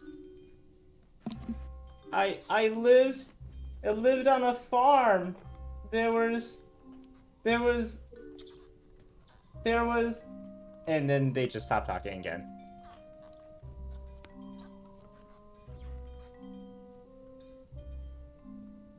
Alright, I understand if it's too difficult to talk about right now. Perhaps we can give it a go later. I know for sure that it was difficult for me to recall things at the very start. It still sort of is. I appreciate that. Thank you. Quite alright, dear. Just take Take a breather, okay? She looks so worried about you. Okay. And Saffron just starts doing breathing basically anxiety breathing exercises. They know how to do that, and they're Oh, just nice. they just slowly just doing that and trying to be okay. I feel like that's a life skill you have to learn in the Feywild in order to survive. That's a life skill I feel like everybody should know in general. Yeah, but especially in the Feywild because shit's fucked up over there. Oh my god, I need to work out some stuff, but yes, shit's hecked up over there. Mm-hmm. Well, Charlotte, what Yes, is your hammer like? Oh, well, it's being worked on right now, but it's about to be much more powerful from what I hear. It's, well, I don't know if you've ever seen a hammer that could be thrown and come back to the user, but It can come let's- back to you? not yet, but, soon enough. Oh, that's nice. I know, I'm going to have to work on my catching skills. And Saffron is just bewildered that hammers can come back to people. It's like a boomerang if you throw it. How does a hammer that can come back to you work? Is the hammer? I'm confused, but okay, that sounds nice.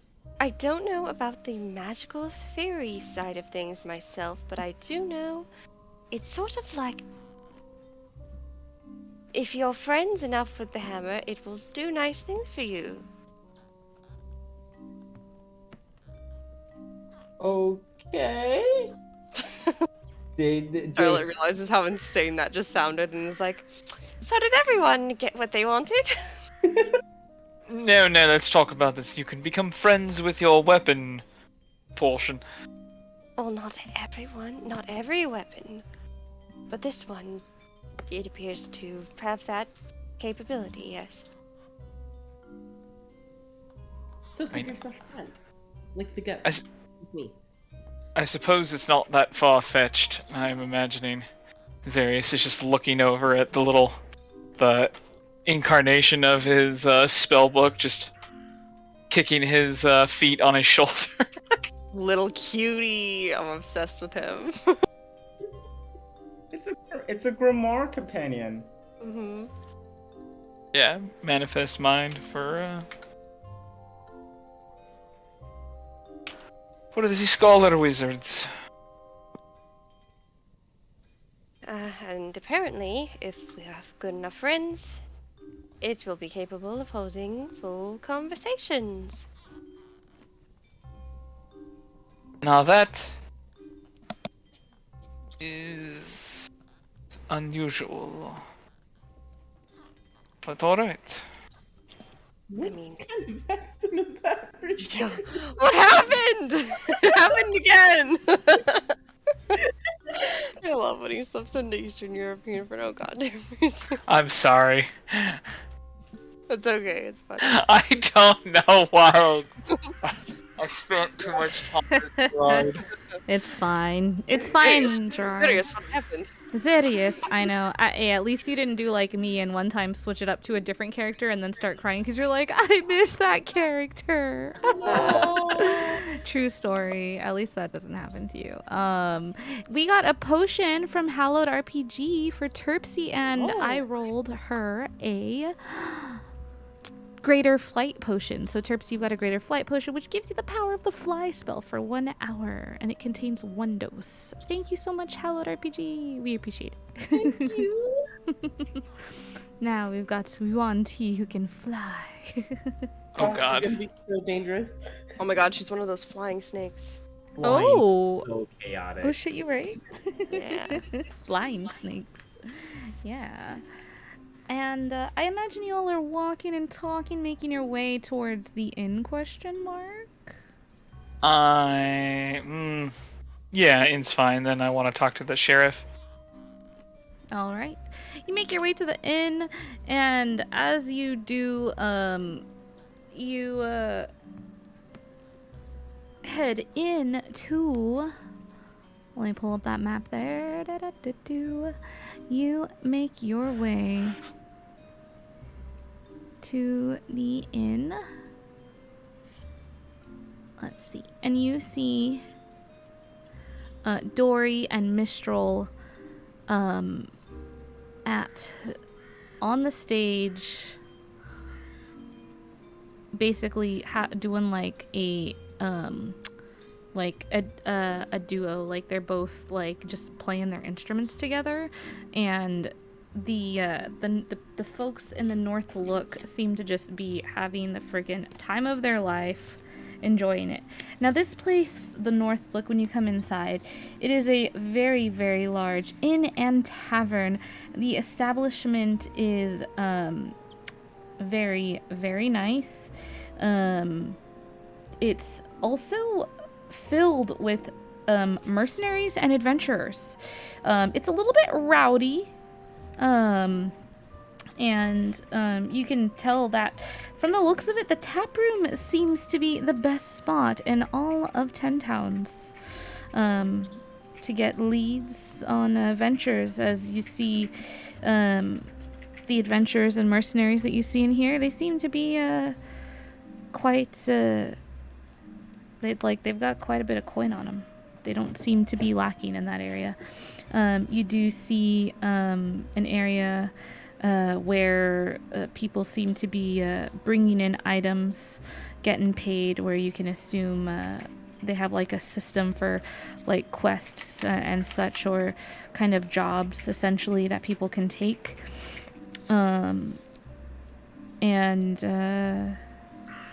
Terpsy, go ahead and roll me a perception check. Oh boy.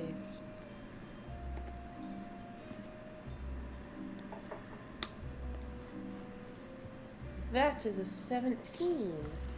With a 17, you're looking around, kind of taking in the sights of the North Look. You know, your Dragonborn friend has made his presence much more apparent and much more known the closer you've gotten to Brynshander. And you kind of, as you're looking around, this place feels kind of familiar to you in a way, as he's described this place to you before. Let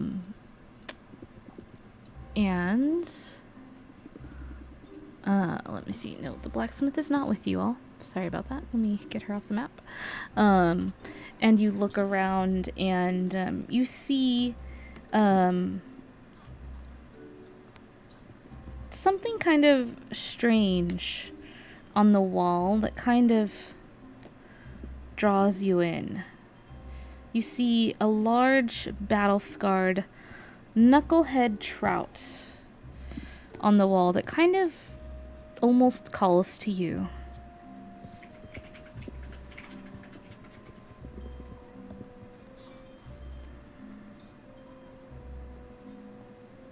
Alright, she's gonna go over there and she's gonna... Yeah. Alright, so as you head on over to it, as you step closer, like you're going directly up to it, correct? Yes. Alright, as you directly approach it, the placard on the like the wooden frame that it's mounted to says "Old Bitey," and the knucklehead trout's head turns to you and it starts singing, "There's a place I like to go, farther up the river's flows. Where it is I do not know, must be under all that snow." And then its head turns back straight, and there's like a little jingle of music that plays as it sings this. Oh, you're Old Bitey. I thought I was gonna be looking for a person. And that's the song that he was singing earlier. So, oh, this is so exciting.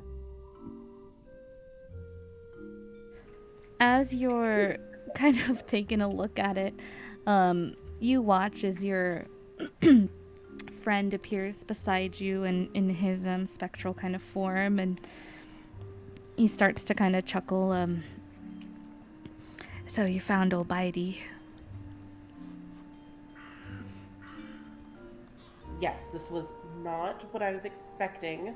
I thought I was gonna talk to a person. Yeah, I thought you might like this, so I was trying to hint at, you know, this place. You should have seen the look on your face when he turned to you and started singing. An old pal of mine cast a spell on it and did this as kind of a prank, and no one's been able to remove it since. Why would anybody want to remove it? This is excellent. This is the funniest thing ever. It turns again. There's a place I'd like to go, farther up the river's flow. Where it is I do not know, must be under all that snow. And you watch as someone sitting at a table nearby throws their glass at the wall where old Bitey is, and just ale just spills on the wall. It's a nice fish. Don't throw beer at it. The guys at that table, they just like look over and they just laugh. You kind of get the vibe that like this place is very rowdy. There's a lot of there's kind of a lot of ruffians here, and not everyone is a fan of old Bitey. You watch as one of the staff there, they just go over and they start cleaning up the ale and the glass, the tankard. Well, it wasn't a glass, it was like a tankard, like a metal tankard. Well, there it is. That's why some people were trying to remove it, but my good friend was an amazing wizard. Who was it? Your wizard friend. Well, strangely enough,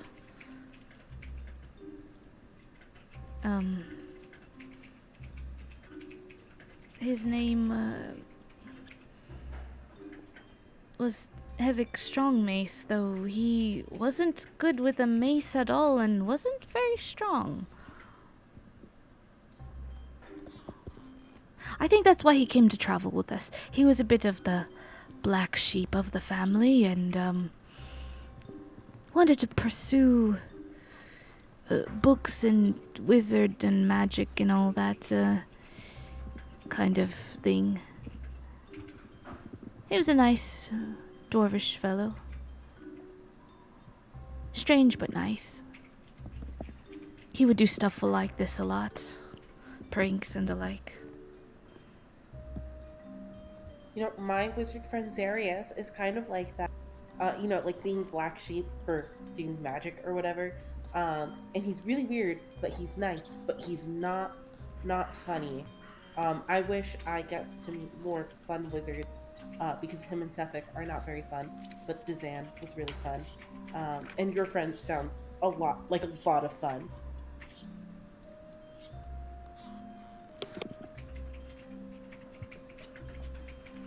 Oh, he was a lot of fun, that's for sure. Your wizard friend seems alright. I don't see anything really wrong with him. He's not so bad, right? You've got yourself a nice group here. Yeah, I like them a lot. It's been kind of nice, Terpsy. It's traveling with you all. It's kind of reminds me of traveling with my old group. Have you been with us the whole time? Oh, I have.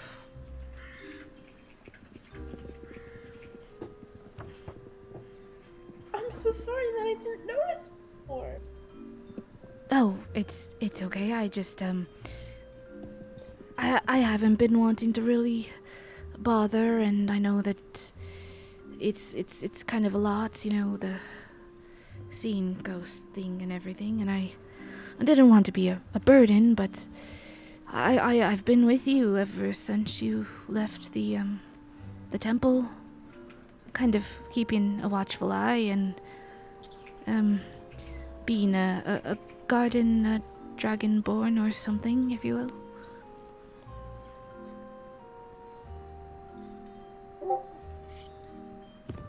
Thank you. I mean, I'm sure you're probably the reason why. I mean, you're definitely. I've been able to survive outside of the temple for so long. You taught me everything that I know, besides the talking to ghosts thing. That might have been closest. I think that was closest. Oh yes, Clothis for sure as well, and I, as you say, everything happens for a reason, right? Yes, it definitely does. Just like you being here at the North Look, and me being able to tell you that there's a ring hidden inside of Old Bitey. Where? Inside the mouth. If you're careful, you could get it out. I'm gonna try and get it out. All right, go ahead and roll me a dexterity check. Or sleight of hand check, sorry. Oh,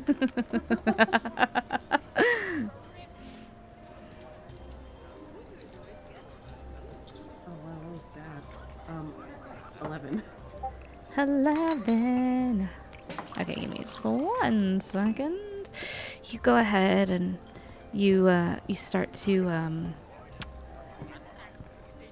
kind of finagle with this fish's mouth, and it starts to kind of sing, but since your fingers are kind of working with it, it's a little muffled this time, and the mouth shuts. Go ahead and roll me another.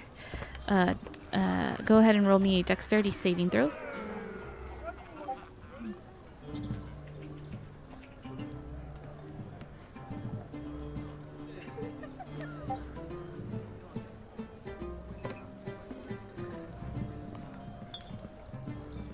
Ah, much better. 25.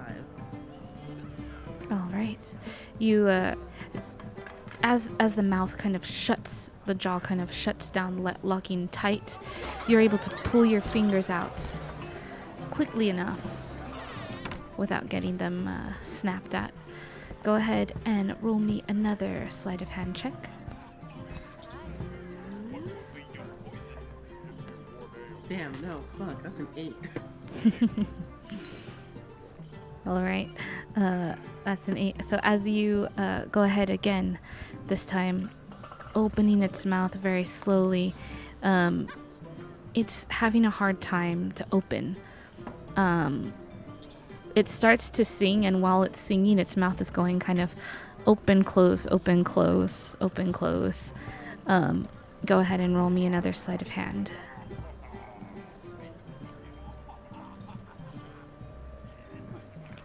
9. 9. Okay, go ahead and roll me a dexterity save. As its mouth is kind of opening and closing, your fingers kind of like trying to go in and out, trying to grasp at. You can see there's a glint of something shiny inside the mouth. It was a 12. 12? All right. It snaps at you on your finger, and you take 2 points of damage from it kind of snapping on your finger. You're able to pull your finger away. It's not stuck in there. Kind of just like, you know, it's painful, but it's not like your finger's chopped off or anything. Go ahead and roll me another sleight of hand check. 11. All right. You know? Yeah, you're good. You're good. And as you go in again, trying to grab at the ring, go ahead and tell me like what you're doing to like how you're going about this. Are you being very careful? Are you being like very quick? Are you just kind of just like going for it? She's trying to be very quick. Okay.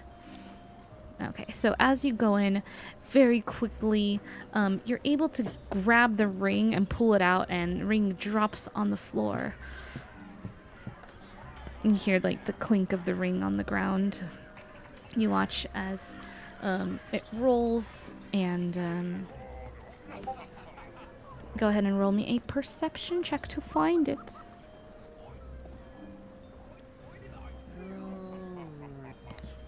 No, those are not the dice that I was gonna. I'm gonna use that one though. That's an.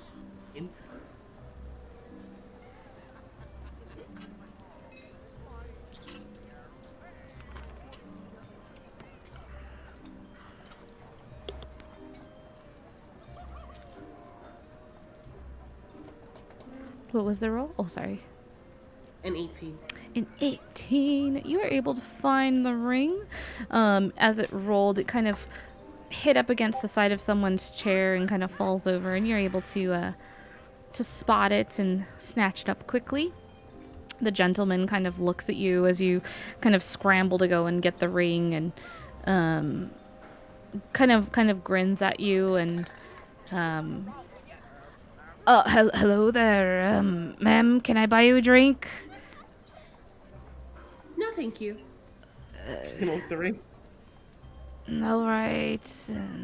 He turns around kind of to his friends, and they all kind of start like laughing at him, and he kind of just like shrugs it off, and he's like, well, it's her loss. and they're all kind of giving him a hard time about it, like you fool, like what are you doing, man? You've got your ring, and your friend is kind of just leaning up against the wall, kind of watching you kind of go for it and get the ring. And as you look at him, he's kind of clapping, but there's no sound because he's kind of a spectral form leaning there against the wall. And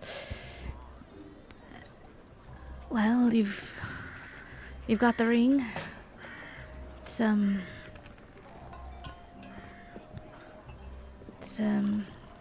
something that I put there a long time ago.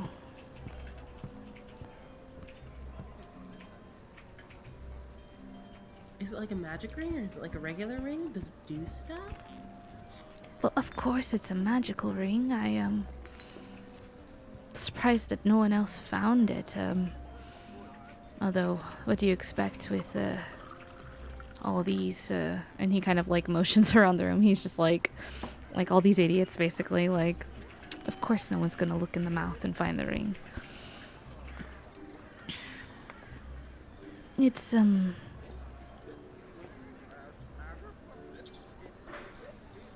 well, go ahead and put it on. Alright. If you want. No questions asked. He's like, go ahead and put it on. She puts it on. You are now possessed. No. No. No, Terpsy is now Gollum. No. Oh my god. Terpsy disappears now. I'm just kidding. Oh wait, what? Oh, No. Oh my god, that'd be hilarious. Oh my god. Yeah. To the shadow realm. No. Uh-huh. No. He kind of walks away from the wall, and he starts like walking closer to you, kind of looking at the ring, and he looks at you kind of with like a warm smile on his face. Oh, I mean, that ring had a lot of good times together. It saved my hide plenty of times, and hopefully it'll be useful and save yours. It's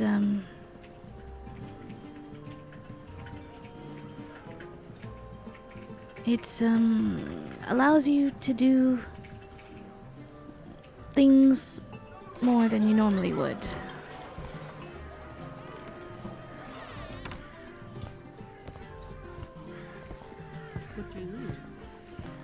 Well,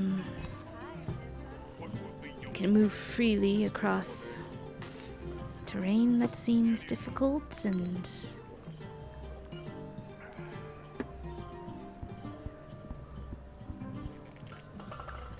you'll find that no magic will be able to slow you down. You won't be able to be restrained or paralyzed.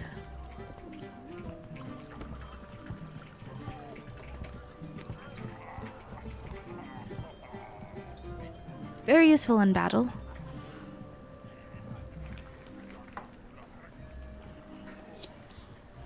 Sounds like it.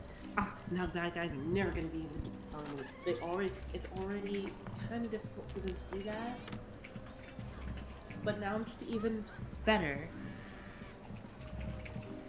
Yes, I haven't been able to really give you or do much for you, and you've done so much for me, so I wanted to give you a gift and consider it a gift from a friend. Hey, having you here is all I really need. It's been a while, and it was really sad when you left, and it's just nice knowing that you're here.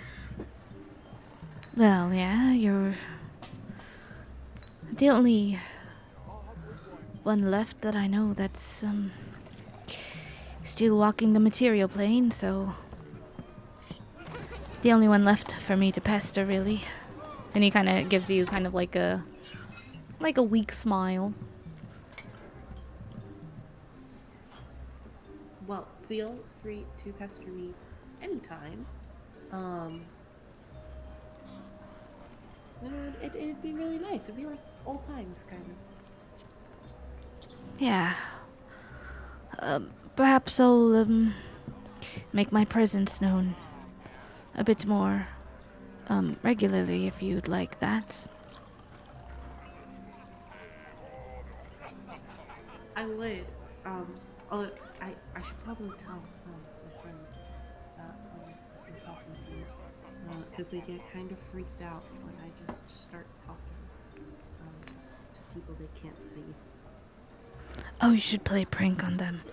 Tell them, I don't know, the spirit of some evil dragon is haunting you. That'll get him. I think that tall blue one will definitely... I think that'd get him good. He will be very, very concerned, but I think we might have to play like the long game with that one, because he knows that I don't directly go to him to tell him to.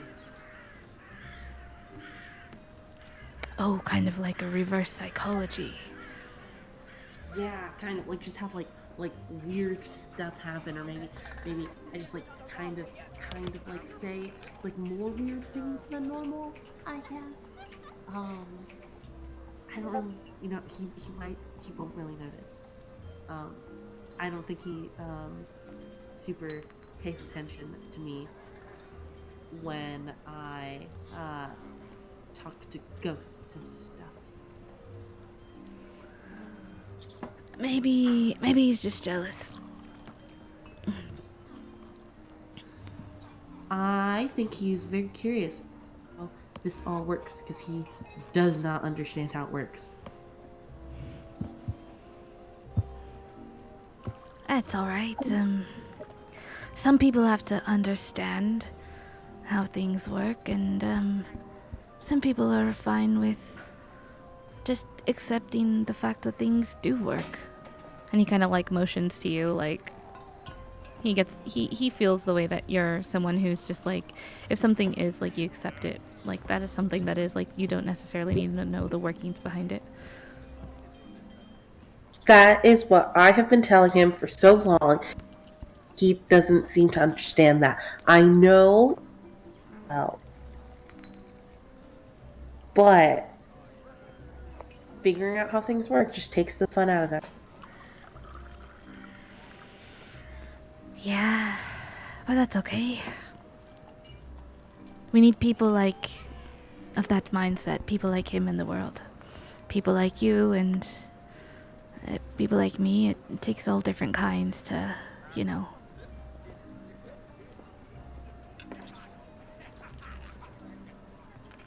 You are absolutely right. Oh, I have to read that book that other guy that talks to ghosts gave me to like perform seances, so I could like, so that way, because I think it would be really great if you like actually met them. I don't know how to do that stuff yet. Oh, that sounds very cool and exciting. If you need my assistance or something, I'll be here. Just call out to me if you ever don't see me around. And I'll be there. If you call out to me, I'll be waiting for you here. I promise. Okay. I keep that in mind. I have to get back to them, but I'll call you. Call you. Yeah, just say my name. I'll be around. She gives him 2 thumbs ups. Goes for the battlefield too. And he like winks at you and gives you a thumbs up, and you watch him kind of fade away. Rejoin your party. What have you guys been doing this whole time? Watching Terpsichore talk to a fucking dead fish on the wall. Oh my god. This is like a inn and tavern, right? So Yeah. there's place. Yeah, Charlotte's been securing the group of some rooms. Are we all getting one room? Or are we all getting? We're all getting one room, so I feel like this may be the safest place we've been, but still. The dome is going up as normal. How many beds do you have available? She's like asking the shopkeep. Oh, or the innkeeper. well, we've got as many beds as you need. We've got large rooms, small rooms, medium-sized rooms too, and we can always move things around to accommodate if you need something else. So, what is it you're looking for? Wonderful. Do you have any large party size rooms? She's like counting how many people are in the party, like how many of you guys can we fit in like beds and stuff. I think Saffron is probably the tallest party member y'all have right now. Oh, shit, you how want to big is bet? Saffron? How big is how big's your boy? Yeah. Where's my character sheet? Saffron is 7 feet tall? Yeah, 7 feet tall. Ah, he is the second tallest then. Wait, Zarius, how tall are you? Let's Very see. seventeen. Yeah, he is.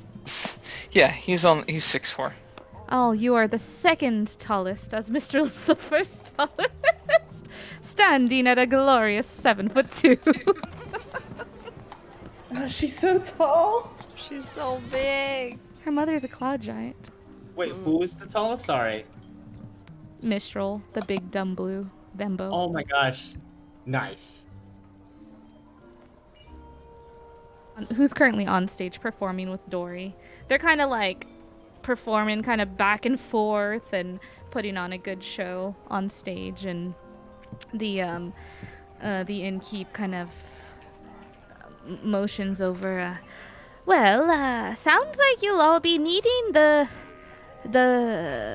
what do they call it? The big room, the great room. We shall get you the great room, and you folks are in for a treat tonight, as the performance here is it's quite hot and happening. So you know. Say a hot performance? Yes, look over at the stage. We've got quite the performance going over there. It's a rare treat to have Mistral the Bard. Oh, Here. yes, they'll be staying with us. And so. she's brought a friend. Looks like a nice fellow. Handsome, too.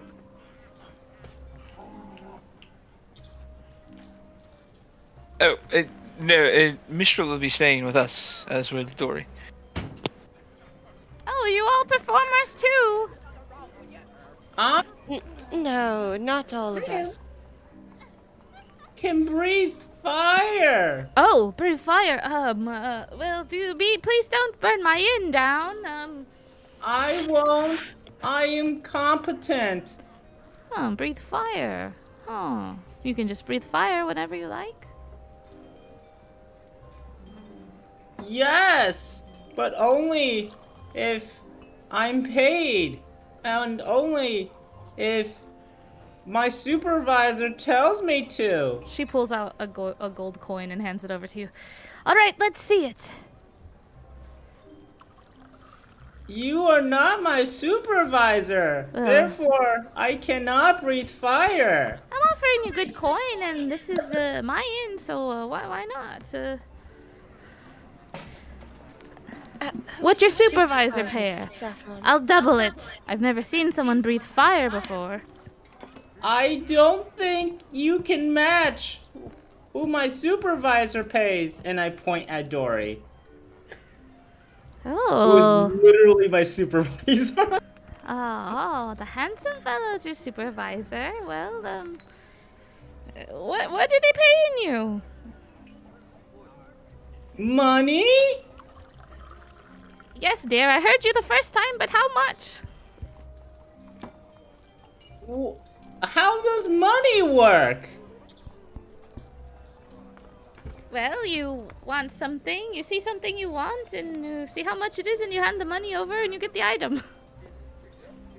So you can purchase goods and services with money?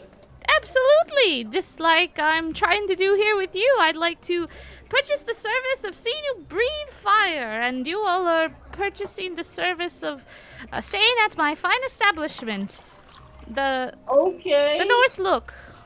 If I breathe fire for you, I have to do it outside because that is the safest way to do it. Oh, we've got tall ceilings. It'll be alright. Saffron is genuinely uncomfortable breathing fire in an enclosed space because that's literally rule number 1 for fire breathing. You don't do that in an enclosed space. Okay. Okay, well, we have I've got okay, fine, we'll go outside real quick.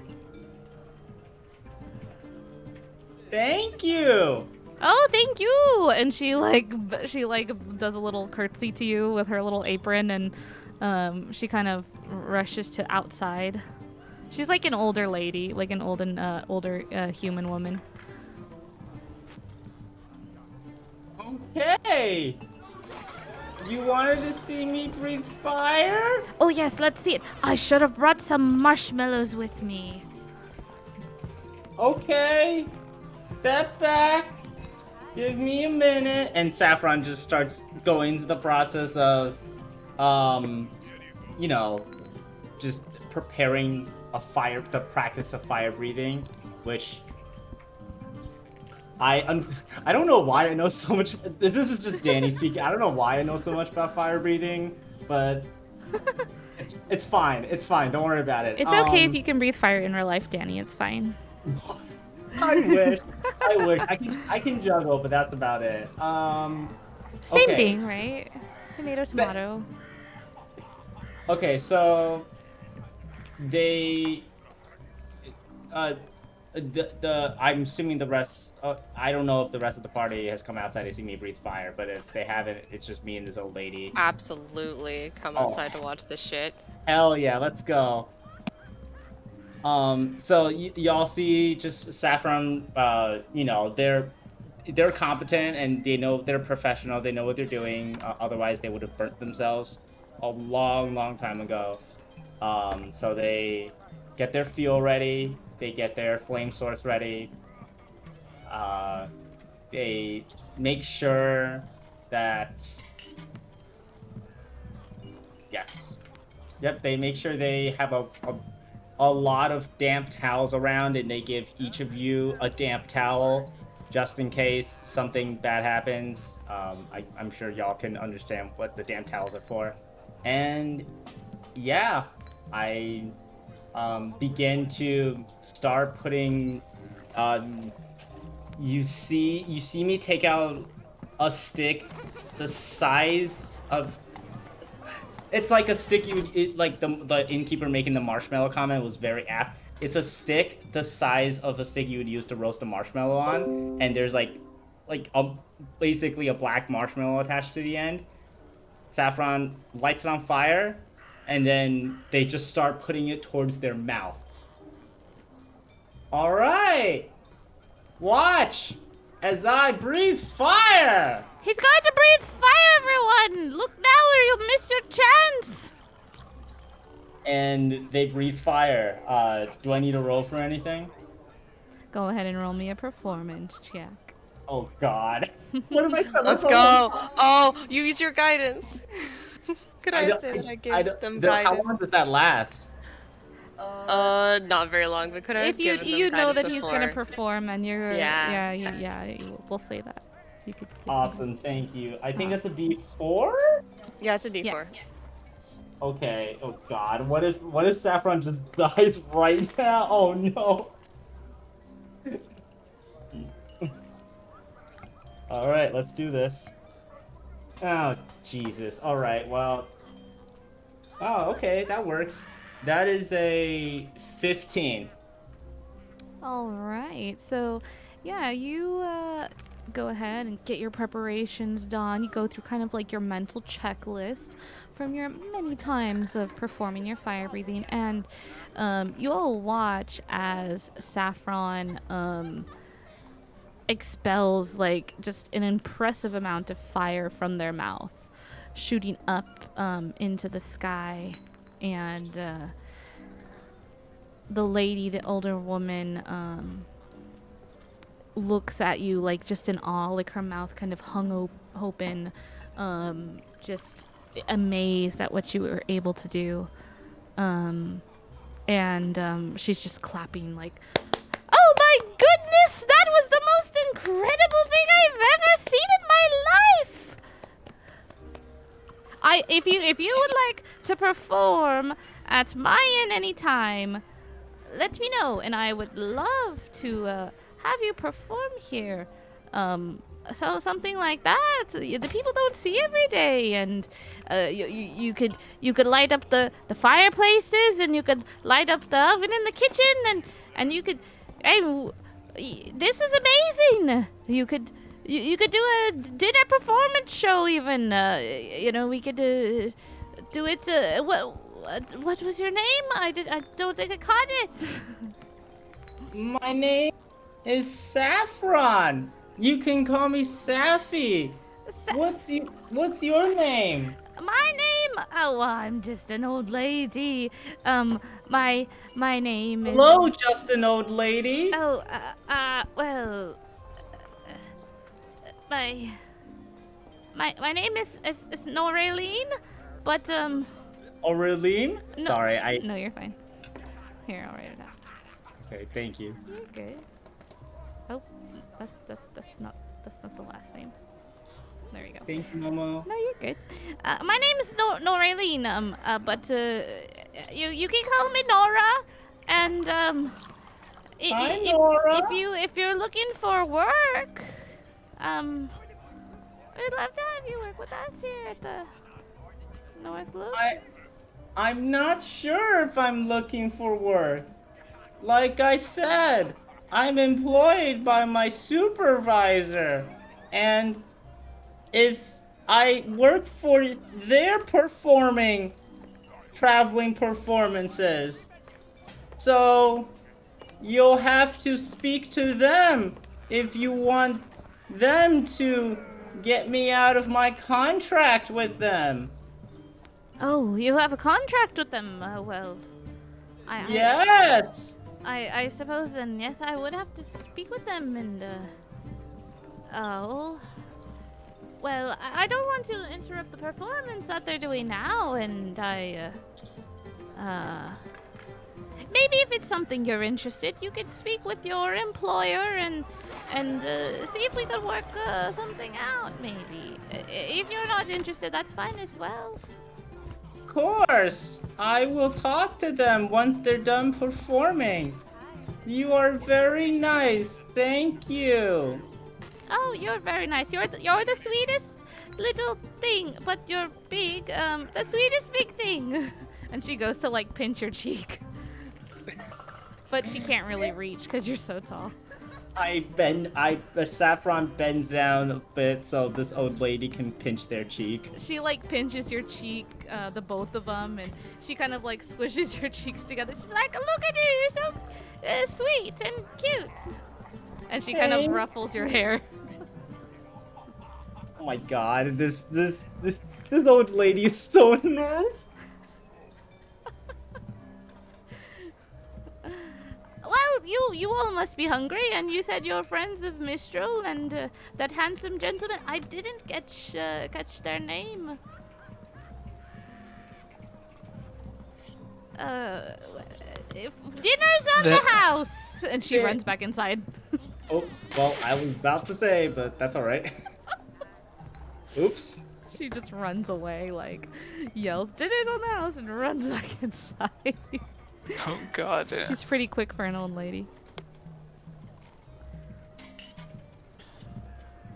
Y'all are outside, just sat around Saffron and just breathe fire. Yeah, Charlotte also did the little applause, like clank, clank, clank, clank, clank with her hands. Thank you. That was very good. I've never seen anyone breathe fire at all, let alone like that. Yes. It's a skill that I was taught. How did you learn how to do that? My former partner, who's a fire swallower, they taught me how to breathe fire. Oh, are they still back in the Feywild? Hopefully not. Oh, wait. I'm sorry. Was this something that you learned while you were on this plane? It's complicated. Do you not want to talk about it?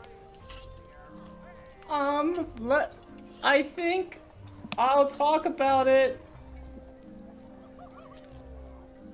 better if we're inside. And you can see Saffron is shivering a little bit because they are not used to the freaking code. Yes. Let's get you a drink, love. And she goes to like usher you inside before you fucking freeze and die out here. Cause you got cold, like you got a cold, but still. Yeah, it's chilly and it's getting like late. It's also getting late. But yeah, I joined Doriel's circus because I'm hiding from my ex. Doesn't sound very healthy. No, it wasn't a healthy relationship anymore. Were they chasing you? She's gonna. I assume we probably like found a table or something. And Charlotte's gonna. What time is it? Is it an appropriate time to order like a round for the table? Yeah, it's getting to be about the evening about now. Yeah, okay, she'll order like dinner and drinks for the party. Yeah, and the lady said too that she was like, dinner is on the house. So you see like a table kind of set up, and you can see her kind of running back and forth like to the kitchen, back to the table, and she keeps bringing out like multiples of bread baskets and glasses and just like all kinds of things, like a platter of meats and cheeses, and she starts setting the table with plates. It's like all set up I really. love this old lady. Yeah, it's like all set up really nicely, and like all the other adventure tables or mercenaries you notice that are at tables are a little more kind of ruggedly set up. They're like you notice at the table she's setting up, and as she sees you all coming in, she kind of beckons to you, like excitedly pointing at the table and pointing at you guys like many times, like in a very obvious motion of like, hey, this table's for you, like kind of Oh, yeah. like ta-da, like. She's so sweet. Yeah, I'll go and take a seat. Same here. Saffron takes a seat. Yeah. Oh, Dirk was gonna sit down.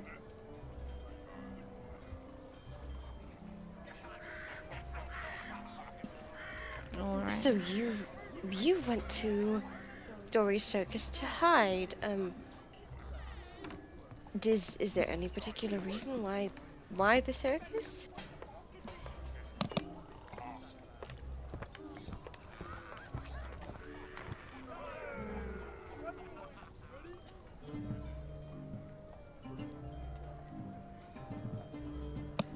Hello?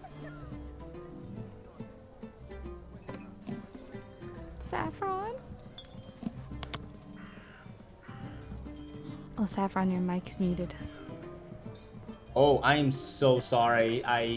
Well, that's better than my mic not be muted. I joined Dory's circus because I thought it would be a good way to hide since it travels through the Feywild. I also thought I could meet new friends while I was there. Did you think you might have been in danger if this person found you? Not necessarily in danger. More of a... just more of an annoyance. I see. So, I take it things did not end well between you two? No, they didn't. I'm very sorry that happened to you. You seem like a very nice individual. Thank you. You all seem like very nice people. I would say that's because we are. She smiles and looks at the rest of the group. Thank you. It is appreciated, yes.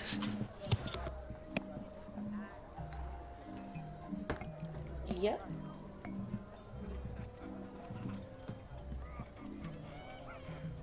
Was this person from the material plane, like your home, or was this something just within the Feywild?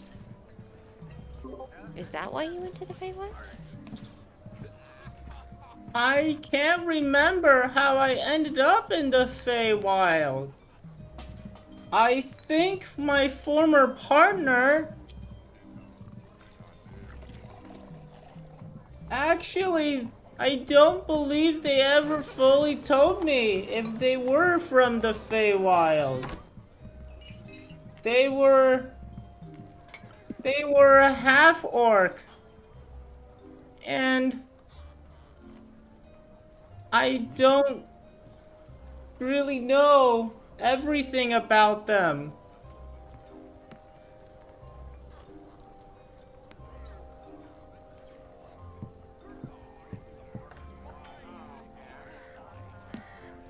I see. That's very concerning. Did you know them when you were back at your home, when you still had your dog and everything like that, or? I don't believe so. But So that could also be because I can't remember.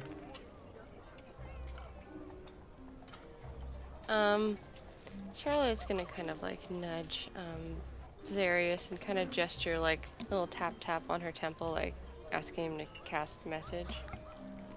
I will do so. Yes, Charlotte. This thing with Saffron, do you believe it's some sort of... Well, now it seems like some sort of memory loss. Do you think it would be feasible to try and clear that using some sort of magical means? We could try greater restoration. We still have the pearl that casts it, if you think it will help. Wouldn't hurt. We should ask, though, both you and Sefik suffered, rather unpleasant consequences when we used it on you. Yes, I would agree with that. How about we bring this up tonight after dinner? Sounds good to me. What, we still do need to speak with the sheriff at some point as well. Yes, what is your plan of action for that, just so I'm clear? We want to talk to them about, well, stopping the sacrifices, obviously, because they partake in the most extreme sort of sacrifices here. It seems difficult to believe looking around. It is very odd that everyone is so calm. Well, it could be because it just happened. Not much of a threat looming over their heads if, you know, the clock has been reset. That's true. All the sacrifices usually happen at the same time, which means someone did indeed bite the dust a few days ago. Yes, I'm trying not to think about it. Alright. No,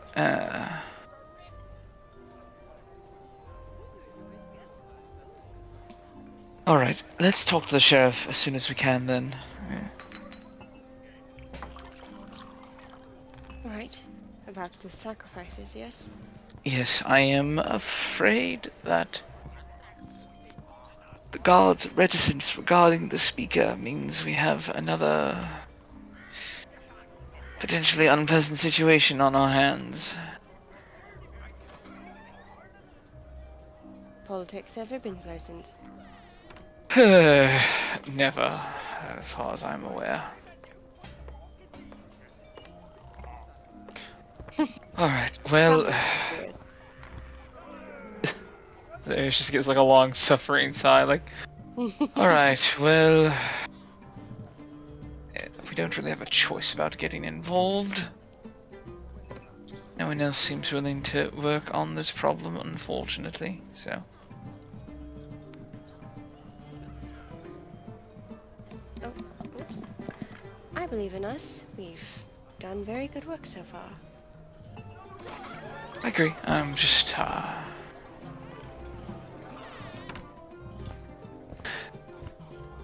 He looks around, another town with another sacrifice problem. I'm getting a little tired of it is all. I'm sorry. Nothing to apologize for. Anything, another place to hone your persuasion skills. Oh yes, because those have improved so much. They have!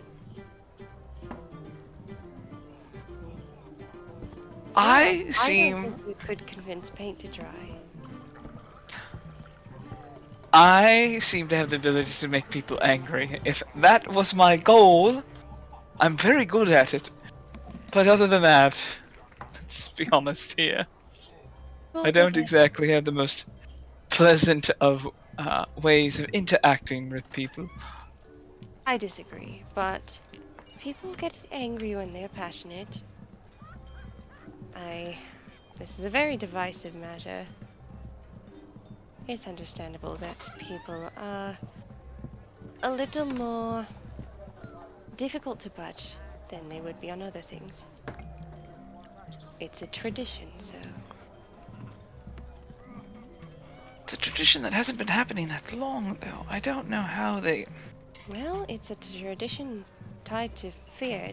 I guess it's a superstition, actually. If it's been going on long enough, I suppose it is a tradition. It's just... when someone comes bearing news that you don't have to kill one of your neighbors, I suppose I expect people to be excited about it, but... Well, yes, but in their mind, it's. You know, we're outsiders. Why should they believe anything we say? Try to think of it like that. Perhaps then you won't get so angry in response. I doubt that. I'm a wizard. I have... I'm being quite arrogant right now. I'm just going to stop while I'm ahead. Hmm? Oh no, continue. I want to hear this. Nope. Hmm?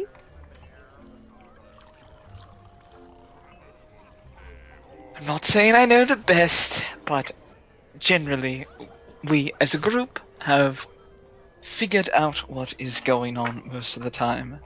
And I get annoyed when we present evidence and no one listens. I mean, I don't know if it's hard evidence. Our claims, it's not as if they can be verified, but I understand your frustration. She gives you a little squeeze. Thank you. Anyways. We have a big day tomorrow. Suppose I should get some sleep. Yes. Try not to worry so much.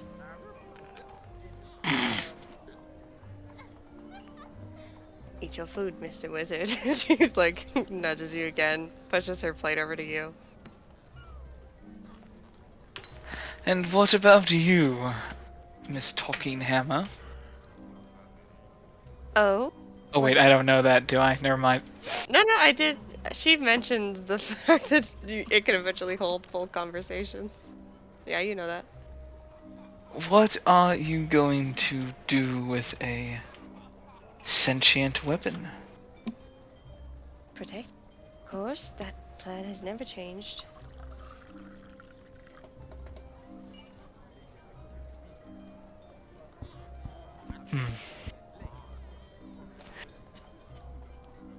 Those things are... well,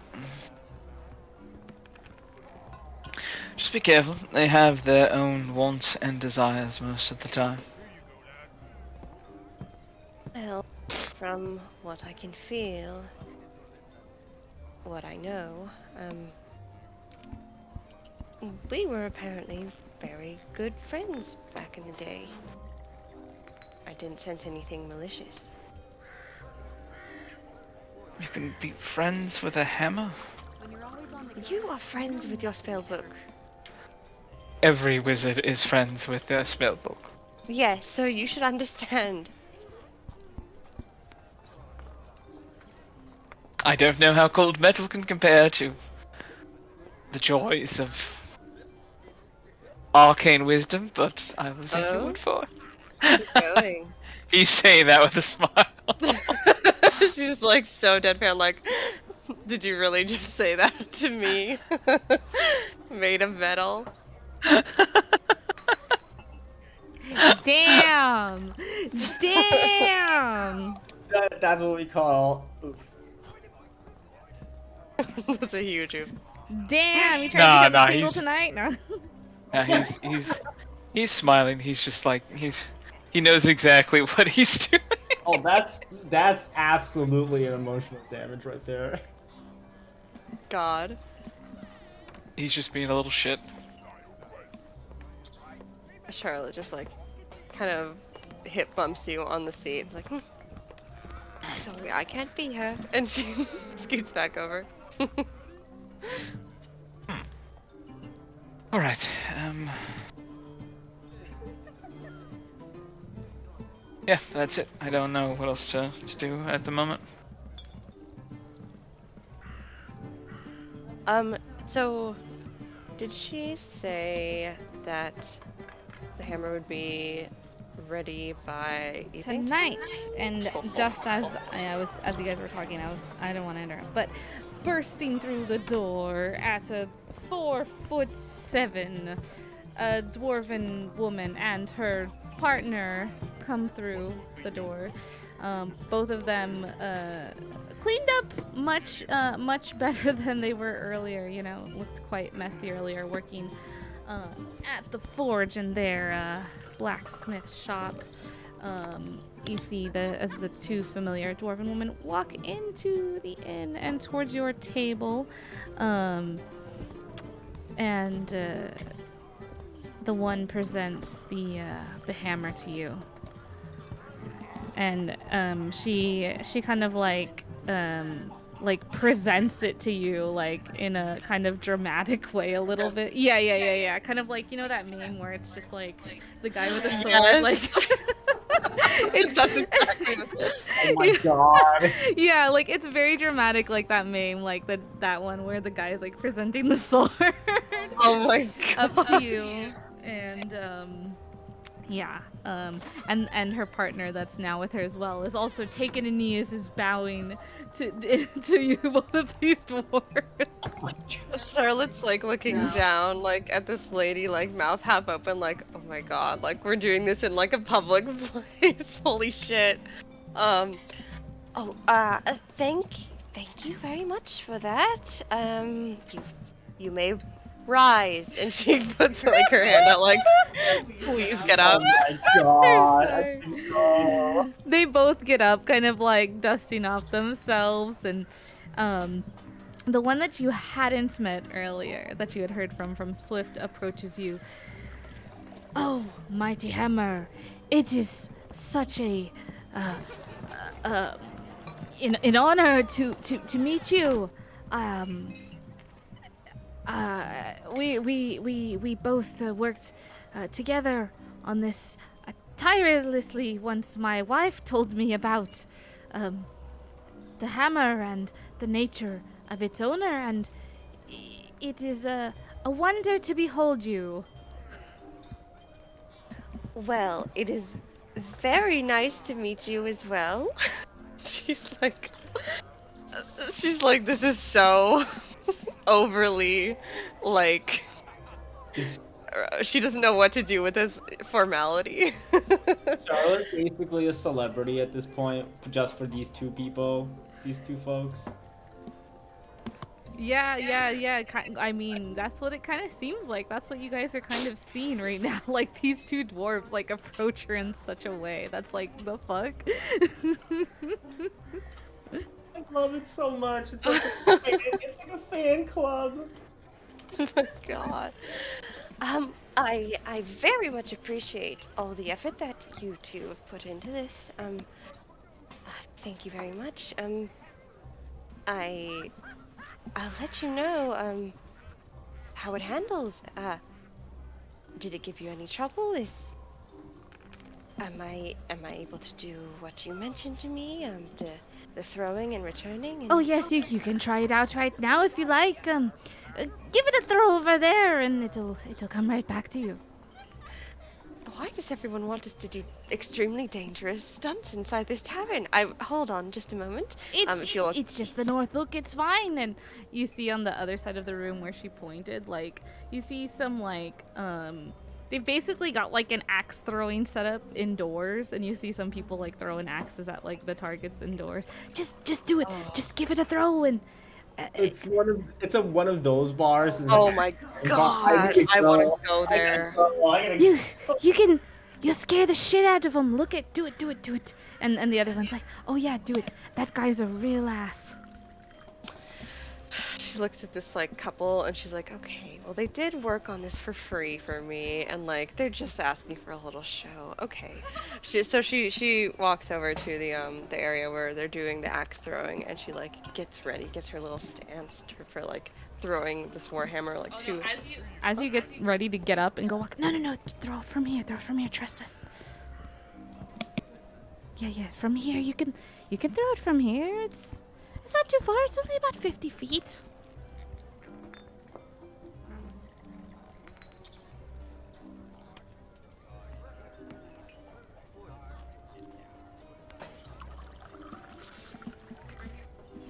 Huh? Oh no. Oh shit. What did I miss? Oh yeah, she winds up back and then throws it. Sorry, I muted myself. And you guys watch as Charlotte throws her warhammer, which is a large weapon, which can be wielded with 2 hands, mind you, throws it across the room over to where some guys, adventurers, like a group, are just doing some axe throwing. The group over there looks, they're just a very rugged adventuring group or something, mercenaries or something, and you watch as her hammer just whizzes right past the guy that you get the vibe that was the one that the dwarven woman was saying, oh, that guy's a real jerk, and it just whizzes straight by his head, and the hammer hits into the center of the target, and then you watch as it starts to shake a little bit, release, and it comes right back to your hand. Oh yeah, she like leans back and catches it like Yeah. solidly in her hand and just like makes eye contact with the guy. If he like looks back, he gives like a little like haha, sorry wave. Yeah, the guy has turned around, he looks at you, his mouth is just like hung open, and he's wet himself. Oh no. Saffron's mouth is also open, but they have not wet themselves. Oh my god. The dwarven woman gives you a really hearty like slap on the back. He deserves it. Serves him right. Tries to lowball us every time he comes into the shop. That's why we show him to the bin. Oh my goodness. I feel bad for that old woman. You get what you pay for. I suppose. This is very, very powerful. Thank you. You hear from the kitchen, and you see the old woman kind of hollering out. Woohoo! Wow, what a show! She's just like She doesn't even care. yeah, she doesn't even care. She's just like just yelling from the kitchen area, like clapping again. Woo! Do it again! Do it again! Okay. She does it again. Oh, no. The old lady shouts. She's like, "A round of ale for everybody!" The whole tavern Oh my just god, goes. is she drunk? The whole tavern just goes wild. Like this Old lady's lady having is the gonna night of her be- life. That old lady's I gonna be love her. so broke, but I love She's her so gonna much. out of business. I mean, that's probably why people keep coming back, though, right? Hopefully, put a lot of money in. Oh, are you kidding me? She ain't broke. She's got all the adventurers and mercenaries coming and spending money at her place. Oh, she ain't broke. That's true. Adventurers overtip by like 5,000%. Yeah, and this They're is like bold. the only inn and tavern in Brynshander of this large ass town. So Adventurers tip entire yearly salaries, basically. Yeah. It's yeah. ridiculous. Yeah. How much could a banana cost? $100. Like. Oh my god. I mean, yeah, pretty much. Yeah, that's basically what's happening here, and yeah. So at the whole tavern, everyone cheers, and some people are pointing and laughing at the guy who's wet himself. They're just like, and yeah, it's yeah, the 2 dwarven women, they pull up chairs to your table, and one each is sitting, one on each side of Charlotte. The one my that was sitting next, God. the one that sits between you and Zarius, she like pulls up a chair and she like kind of pushes her way in the middle. It's like, all right, so what's on the menu tonight? Oh, well, it is free of charge. Don't worry about it. It's tonight's special, I think. Oh, the special's always good. Is it? Well, yeah, that's why they call it the special. Oh, I see. That makes sense. She feels so awkward sitting between these 2 ladies. So, the one that had taken you into the office, or basically the office, we'll call it the office earlier. So,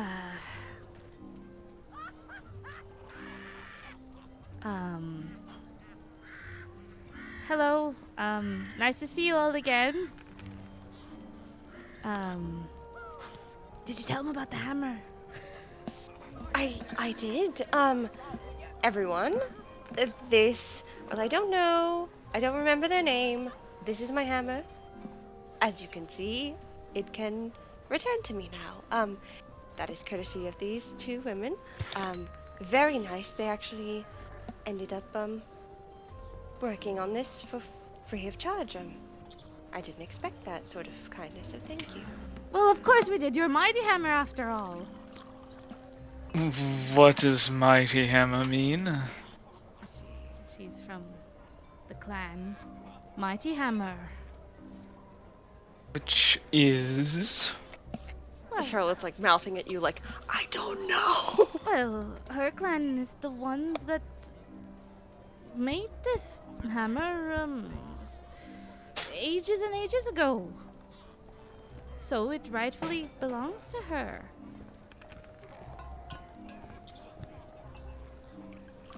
That's what they say. Charlotte, like, it looks like she just found this out because she did. So, they made a hammer and then they named their clan after it? Do I have the right to that? No, that's not the name of the hammer. That's the name of the clan that crafted it. You guys watch as Terpsy joins Mistral and Dory on stage for their performance, as she's done before. You know, kind of like, oh, like they're doing their music, and she's like, I'm gonna go do some dancing. You know, maybe like we can bring in some more pay from, you know, heightening the experience of the performance. You know, elevating the performance essentially. And you watch as Terpsichore takes to the stage, just dancing, you know, elegantly as she does along the stage. The crowd that was very much like eyes on you guys now is very much eyes on the stage and like oohs and ahs, like wow, like what a performance. Like they seem very captivated.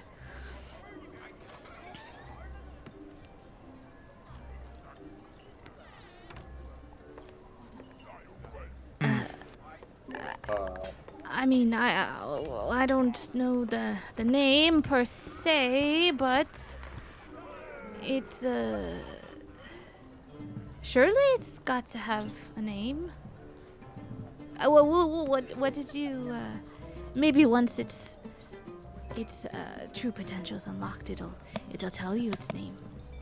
Yes, once we're able to speak to each other, I'll just ask, I suppose.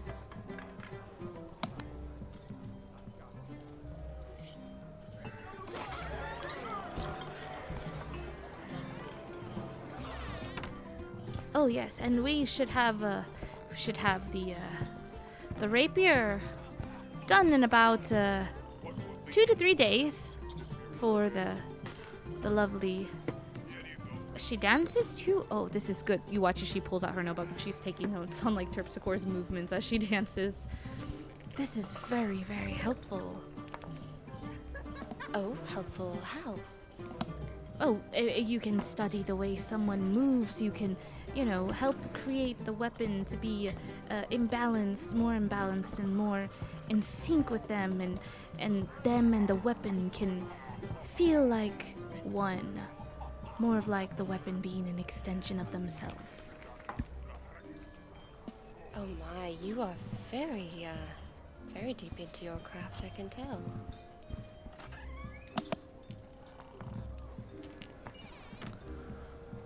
Well, of course we are! And they kind of the one sitting next to you, Zarius. That's the one that Swift had mentioned to you guys. She kind of looks over to you. What are you doing, Zarius? Zarius is just calmly eating and trying to figure out what all of this means. It's like he doesn't have any idea really what's going on with this mighty hammer stuff. It's not like readily obvious, but there's something more here, right? As far as this hammer, it clearly isn't normal, or it's not a normal weapon. Is he able to Yeah. pick up that? No, it's not normal at all. It's a very special weapon, and they had mentioned too that like, oh, like this is only the first like unlock of it. Like there's like it's something that will unlock over time or reveal itself to you over time, basically. And with the help of like the tools that they have, they can help kind of unlock the runes that are placed upon it to reveal the true like potential of the weapon to Charlotte, essentially.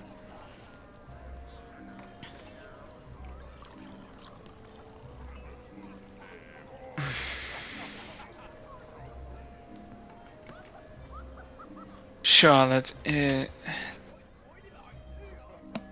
that we need to go to the Dwarven Valley. I know. Well, actually, you two, you did say that. Well, you said that I would have a guide, sooner rather than later. Oh yes, my cousin Einar. He can take you. He's the only one who's able to get in and out of home.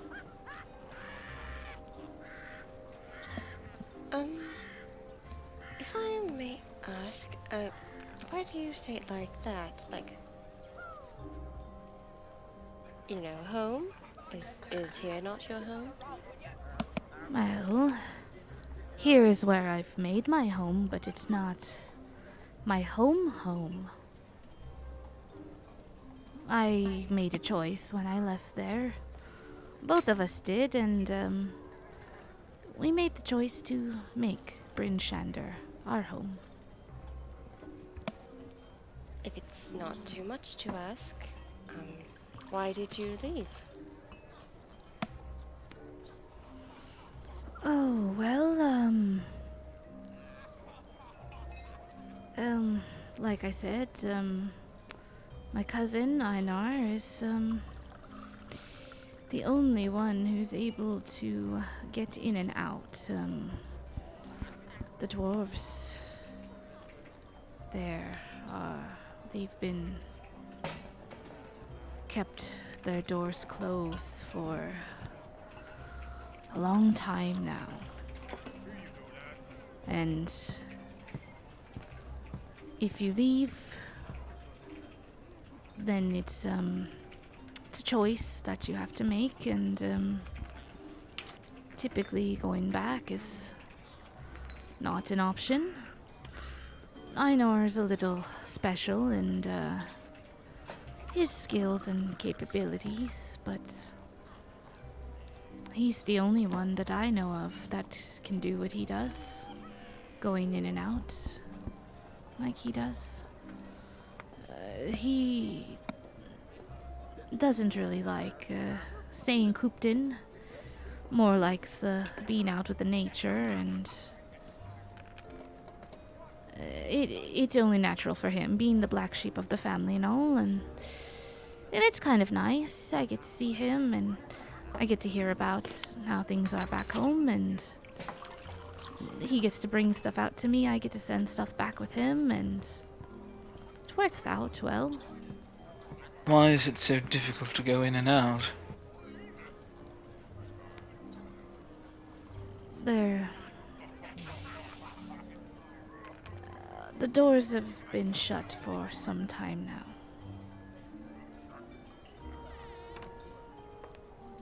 Call it preservation or stupidity or whatever you would like to call it. It's one of those things where it is what it is. The choice was made and the doors have remained shut. So, if what I'm hearing is correct, you're saying the only way for us to all get inside would be to sneak in? We'd have to go in with Einar and It will be difficult with your friends here with you. The gates have been closed for a long time, and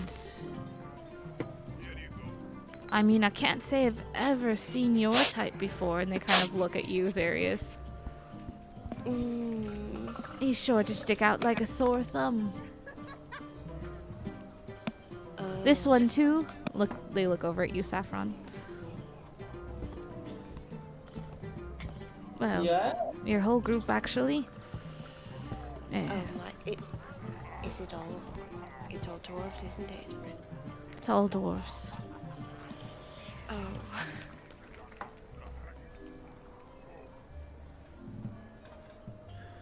We may have to get creative. Well,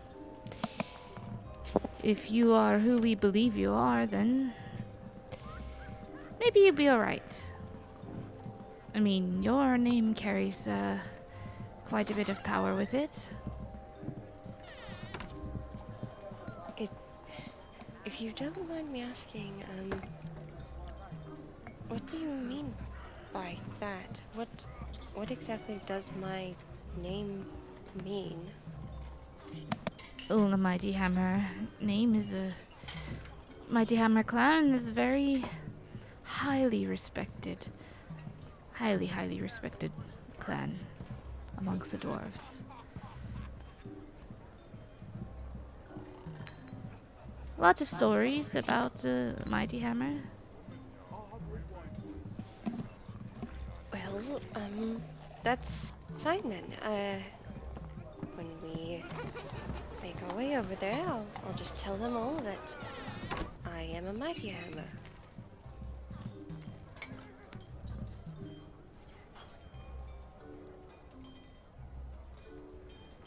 Yes, I think that would help, likely.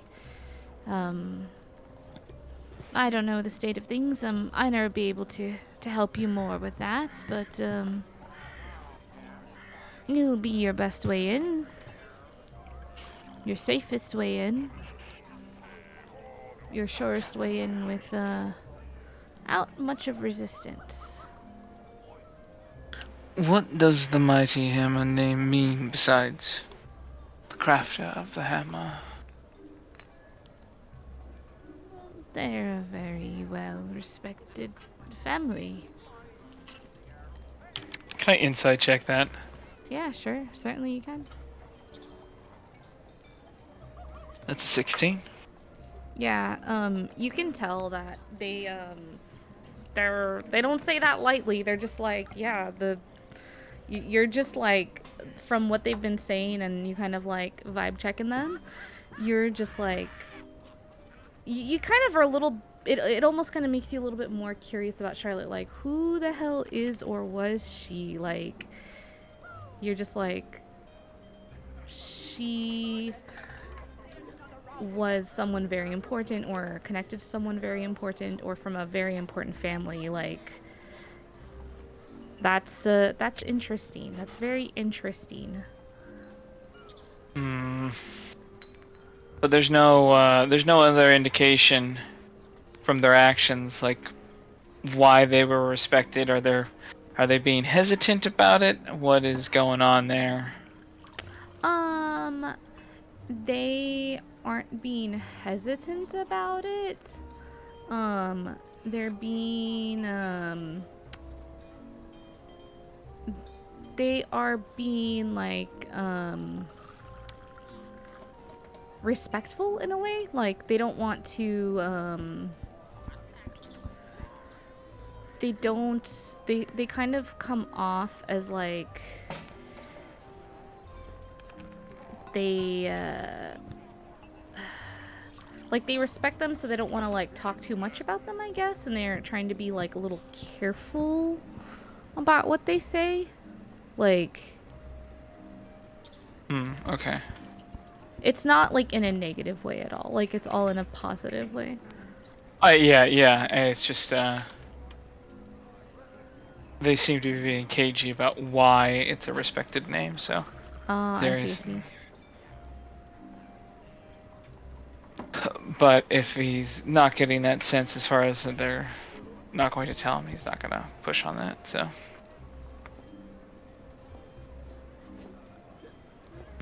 Alright, alright.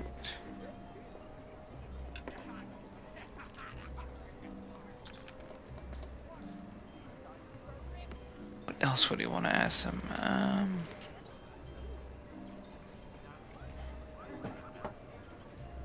I am unfortunately just drawing a blank right now. No, you're good. She's kind of, they kind of,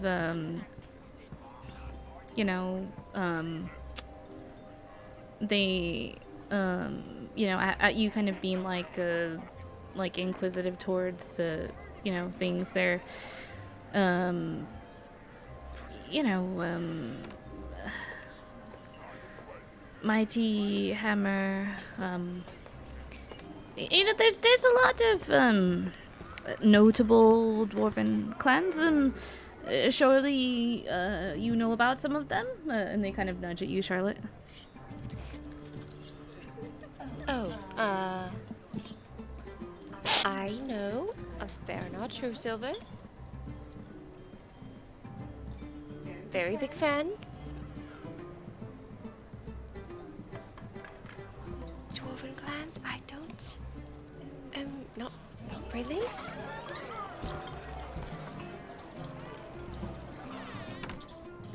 Well, every dwarf knows who Bernard Truesilver is, but we mean more so the clans.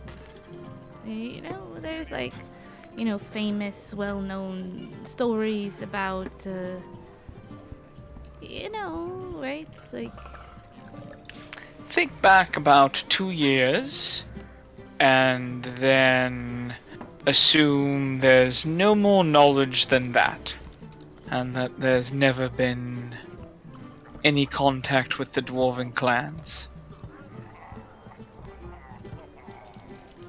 She gives them like an apologetic smile, like, yep.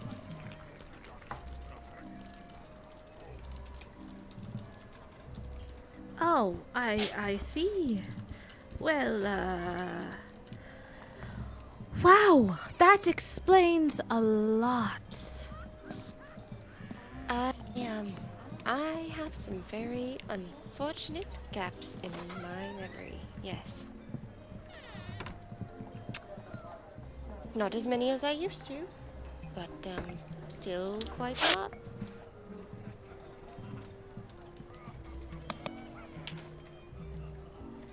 So you don't know of any of you speak Dwarvish, but you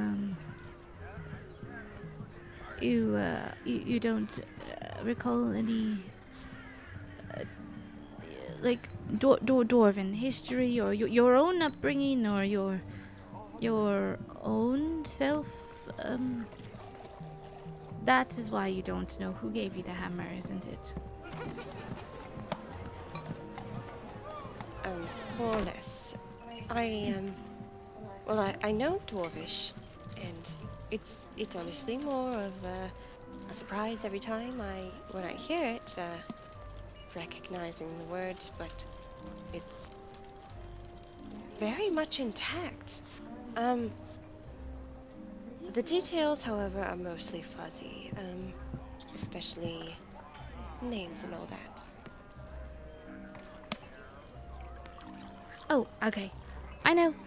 We'll name some names, and you let us know if any of them ring a bell. How does that sound? This seems very much like hunting for a needle in a haystack, but I will play the game. All right, and it's just at that moment, the other one pipes up and okay, and they go kind of back and forth, just like one says a name, the other one says a name, like back and forth, back and forth. Baldark Fireforge, No. Bron Anvil, Goran, Nothing. Holderheck, Shakes her head. Torin, I can't say I've heard that. Iron Fist. Another blank. Battlehammer. Sorry. Frostbeard. No, Loader. not that one. This isn't very fun for you, is it? I'm sorry. It's wow.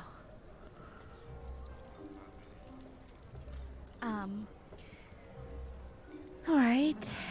Charlotte, go ahead and roll me a wisdom check to see if any of those names were actually familiar to you. Okay, sorry. No, you're good. You're good. Just like, no. That's a 16 total. All right. With the 16 total, one of those names were familiar to you, and it was one of the names that was starting with a B. Starting with what? A B. A B? What's the name? It started with a B, Charlotte. You can't do this to me in real life. I don't remember names. No, it's okay. Okay. I'm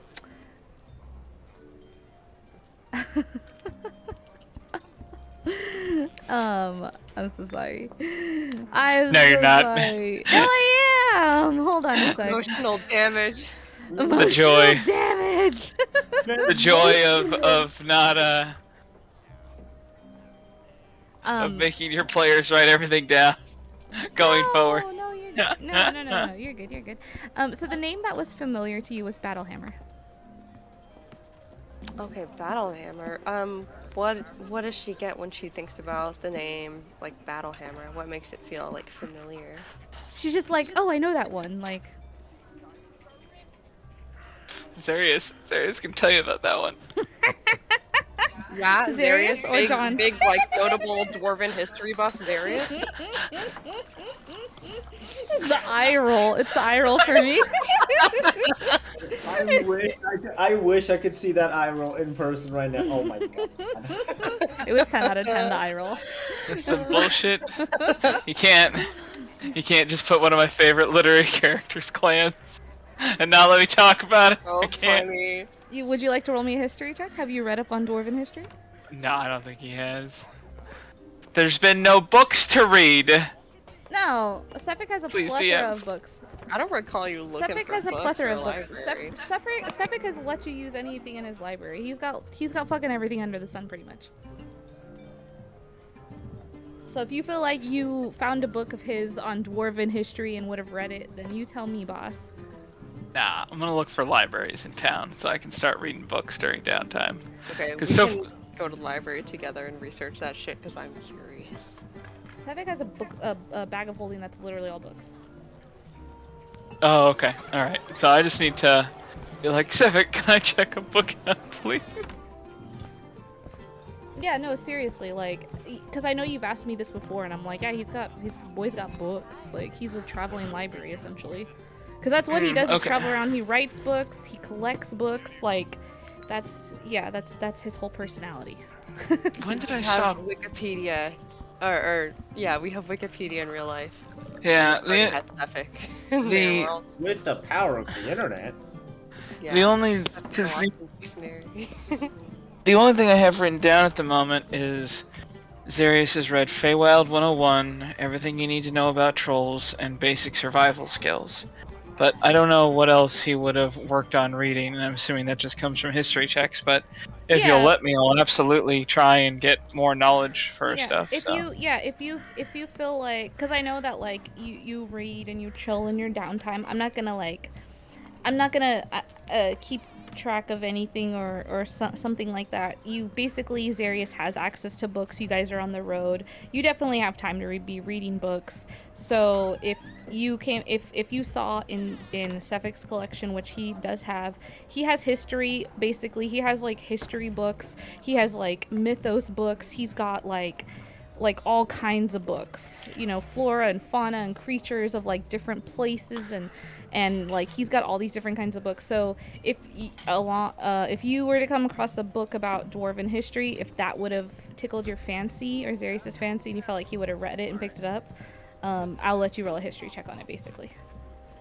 Yeah, sure. Just for the even if it was just to try and figure out more about Charlotte after she told him about the valley. I think he probably would have, right? In my mind, he would have. Yeah, I agree with that. And that's why I'm saying roll me that history check, my guy. That's a natural one. Which is still a total of 10, but Damn, boy! That's not bad. That's not bad. Dang! You can get a 29 and oh my god. I can. I got what was the card from the card from a deck of holding put me to 22 intelligence. That's right. The star? Is that the Yeah. star increase one? I think that's I was already at 20, and then that just pushed me over the edge. He works at the library. I am the library. Yeah. I think, I mean, especially after like this encounter where she's starting to realize like, man, I don't know anything about like my own, what's supposed to be my own like culture and history. I should probably Yeah, fix that. Yeah. I know that feeling very well. We don't have to talk about that. That's for another night to unpack. But Oh no. it's okay. Same here, but that's also for another night to unpack. Right? Oh my god, we're all bonded by trauma. So as you're like listening to this Zarius, you're kind of taking this in, and the name Battlehammer kind of pings on your radar as well, my guy, and you are able to recall this name not only from hearing about it on, I believe, a quest or rumor, on a rumor that you guys had heard, I believe. You guys had heard a rumor with Battlehammers, I believe. Did we now? I think you possibly maybe did. Maybe? I don't have Control Battlehammer F anywhere in my tells no. notes, but Yeah, Control F told me no. Okay. I thought it did, but maybe not. That's okay. Anywho's it's, you are able to recall that Battlehammers, there was, basically, they reigned as king. There was a Battlehammer dwarf who was a king, basically, and they were their original residence was the Mithril Hall, and you read that they had to leave their home due to a beautiful shadow dragon, Shimmer Gloom, and hordes of Duergar that claimed their settlement for themselves, kind of chasing them out of their home, essentially. Yeah, so after they had dug too deep, they had disturbed the dragon, and only a small group of the clan had escaped. And you know that the clan that escaped went to settle in Icewind Dale. And they settled largely in the valley, in the Dwarven Valley, in front of Kelvin's care, in the cairn as well. Deep under the mountains, it's rumored, as you are also able to read that the dwarves that reside there have kind of shut off from the rest of society.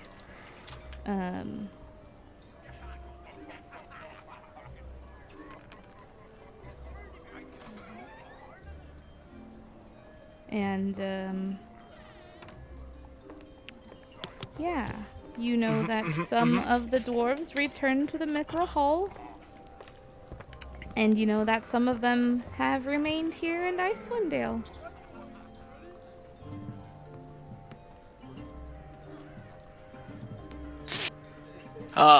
Every bit of nerd in me is just wanting to scream out things, but I'm not going to. I'm going to not meta. Okay. I'm sorry. It's not the dice are the dice. Alright, cool. So you know he's just heard of Battlehammer a little bit, and that's it. Got it. Yeah. Okay. Because that was a 10, right? A 10 on the dice. Yeah. Yeah. No, it was a 10 total. Oh, 10 total. Oh, Yeah, it that's was right. a nat 1.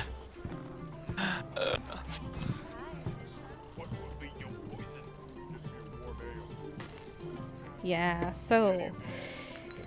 Yeah, so you're like, okay, yeah, like, I could see why those guys would be,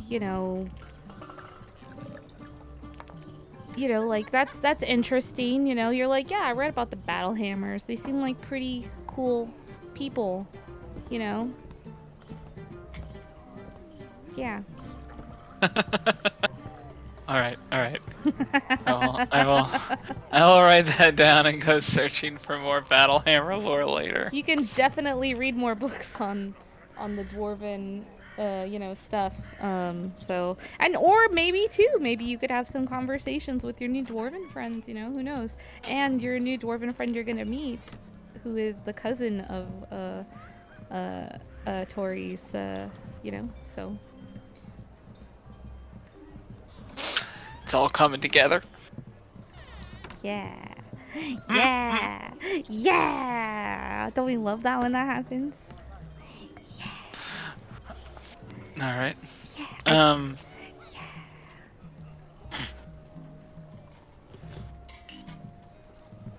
Okay, yeah. Did we want to do anything else, or what was the plan here?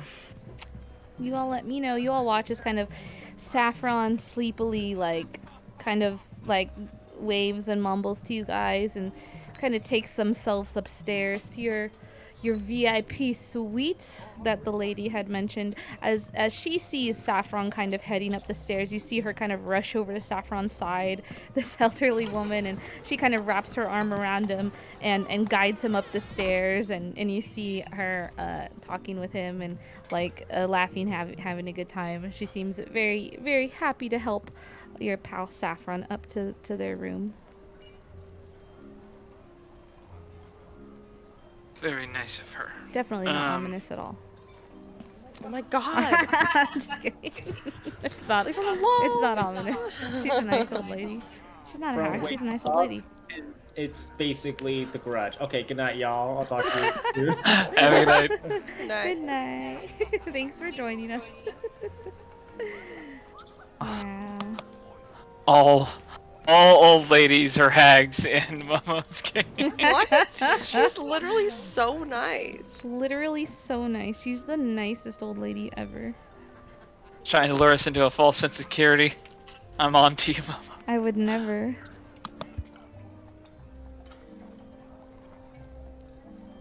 Yeah, so you all let me know what you'd like to do. The music is good, the food is good, and you've got some dwarven lady company here. And yeah, if there's anything y'all would like to do, let me know. I'm okay with calling it there for Yeah. tonight. But if there's something else Yeah. that people want to do, I'm down. Yeah, just head back to the room and get everyone settled in. Charlotte will do her sentry mode while I assume Zarius does his tiny hut. Yar. Yar. Tiny hut will be activated. Tiny Hut is always activated. Right. Not activating tiny hut is just asking for trouble, in my opinion. Yeah, he'll activate tiny hut and grab a book from Cephik on what has he been interested in? Wizard towers. Oh, wait, does Cephik have dwarven history books? Cause He does, yeah, he definitely does, yeah. He's got it all. He opens the book and he's just like, what are you looking for? And he's like, all right, wizard towers. Hands you a book on wizard towers and looks to you, Charlotte.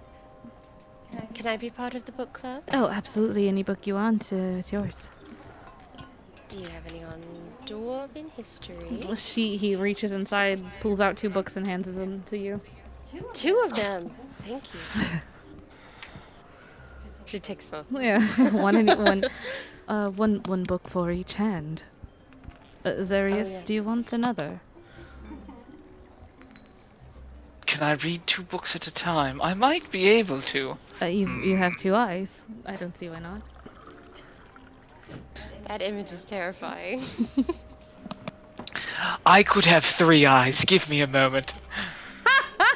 That's right. Oh, you're right. The potion. Oh shit! You could. Fuck it, we're drinking the potion. Oh yeah. Zarius Can you has remind me a what that third potion eye. does again?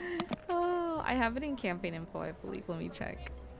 I've got it right here. Yes. 3 eyes. Let's see. Where is it? Where is it? Troll is gonna be so mad at me. She's gone up to her room too, by the way. You grow a 3rd eye on your forehead, granting you a +2 to perception permanently. Yep. Maybe his little bang that hangs down covers it. Yeah, I was gonna say, oh, like staring. Can it be like an arcane eye or something like that? Yeah, it can be an arcane eye, and that's totally fine. Alright. Just a That's blue so, eye on that's his... so much less creepy than like. A full-on 3rd eye. I will say that you can, like, activate it at will. Like, it's not always there. You can activate it at will. Yeah. When it opens up, it's just this, like, arcane sigil that looks like an eye, but it does look like a full-on, like, orb. Right. Yeah. Orb. Orb. Yeah, I imagine like when he's like searching for something or like Right, reading or actively looking for something is when it appears. Orb, yes. Orb. We love it. And so yeah, you're able to do that. Which other book would you like?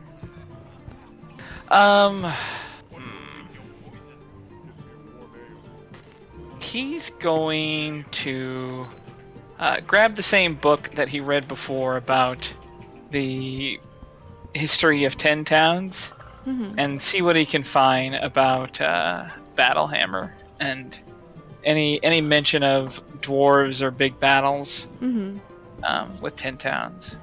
All right, you do that. He pulls out a book. He's like, well, I do have this one. I was trying to brush up on the history of Icewind Dale prior to coming here. He hands you a book. It looks very old and tattered. I will take it, and I will read both books. All right, you've got your books. Is there anything else you would like to do before we close out for the night and get a raid on over to our good friend Joe Venom, who's also playing D&D?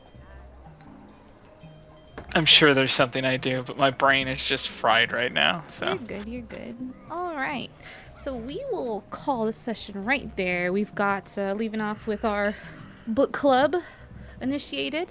We've got Saffron head upstairs to go to bed. We've got Terpsichore, Dory, and Mistral performing late into the night as they do. And Charlotte obtained a not new, but her original Warhammer becoming unlocked thanks to the blacksmith that they met here. The 2 lady blacksmiths who are wives here in Brynshander. With that, we're going to go ahead and close up the session. Thank you all for joining us. We're going to get a raid going on over to Joe Venom, a good friend of mine. And yeah, make sure too that you check out, I forgot to do this earlier because we were mid-session, but make sure that you check out Arc Dragon Breath. Huge shout out to them. They are awesome folks. I don't know if his double please do has go check them steadfast out. or... And yeah, we'll go ahead and get this this raid going shortly. Bear with us. We are going to be I have just a couple announcements before we get that in.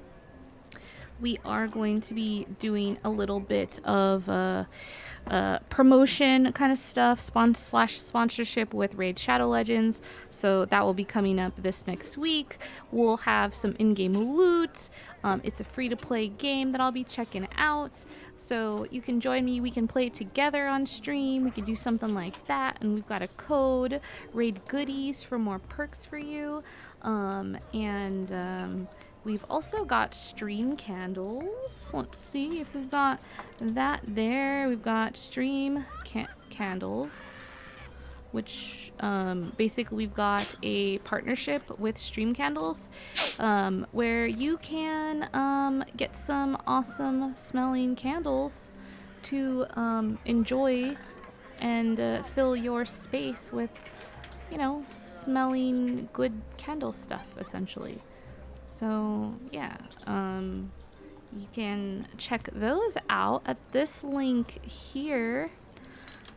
There we go. And you can use our code Minstrel's Tale for a nice sweet discount. And yeah, they've got a sticky bun flavor, which is pretty freaking awesome. Dory loves sticky buns. Charlotte loves them too. I personally have the cookie flavor they've got, which is really nice. And if people use our code enough, we get to do a custom scent with them, which would be really cool. Which would be really cool to do. So yeah, check it out. Get some candles, some wax melts, and all that good stuff. You can find me this week on Monday over at TalkingXP. TalkingXP, twitch.tv/TalkingXP. Let me shout those guys out. TalkingXP. Let's see if this will work for me. Come on, Twitch. It's late and all the technical difficulties are gonna happen. Let's see. Are you gonna work for me, Twitch? There we go. So Say no. yeah. I would think that's a little bit out of the Oh, bounds of well, it shouted out me and not You know Talking what? XP. Oh, there we go. Talking Doesn't XP, matter. and there we are. I'm We're gonna playing have Curse Luna Estrad, help, aka Ravenloft Blair. Misfits. We have And had then I'm some gonna crazy use my movement to back crazy away stuff from the happen witch. lately. So yeah, check it out if you're into Curse Estrad, like vampires, Alright. want to see some wild, crazy, scary stuff go down. A lot of that happens see. over there. We had some player deaths last time. So that was a time. So Natural one. holy shit, shit happens. Player It's death. not the day Yeah, of the we had some player You mean deaths. character death? Oh, character deaths. Oh god. Yeah, you know what I mean. No, I know. Oh my gosh. We had some character deaths, +7 not to that player attack. deaths. We had some character deaths. My bad. You know, But you got it down. And your AC is we are 13. John. We are not having player deaths over here on Rime of the Frostmaiden. Okay. Oh Lose god. like Okay. that. Yeah. So. Oh my gosh.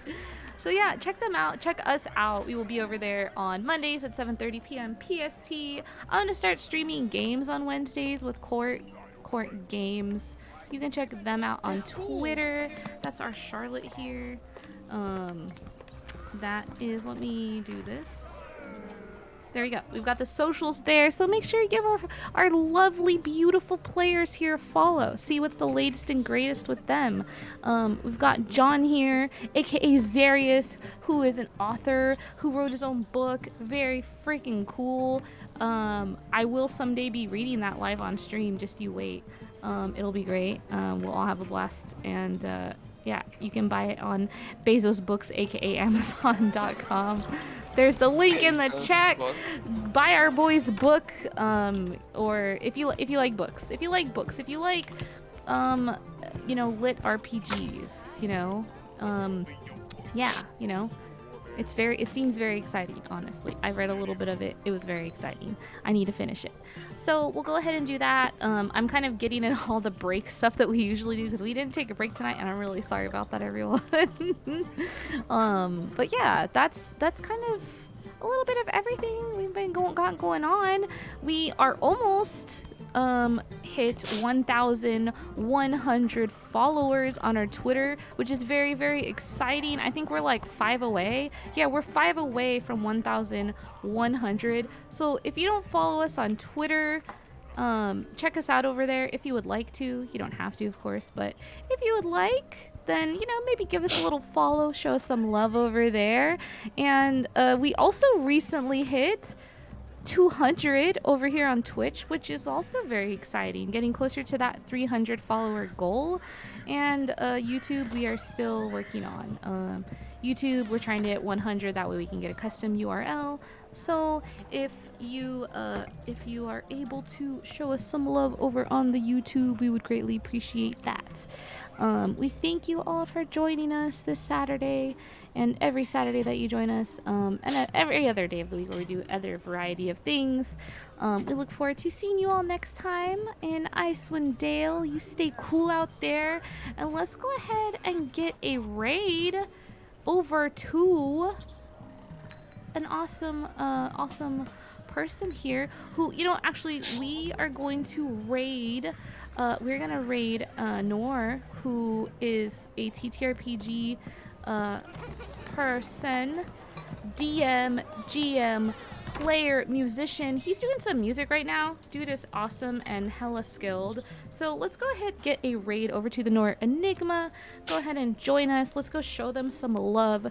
They are an amazing person, seriously. So highly recommend them. He does improv, comedy, he does music. They do it all. They literally just do it all. Very talented. Surrounded by talented folks, and very blessed to be so surrounded by talented, amazing folks. So we're going to go ahead and show some love. Thanks for joining us. We will see you next time, and you all stay cool out there. I thought you were going to say you're very blessed to be a talented folk. Ow! Get out of here, man.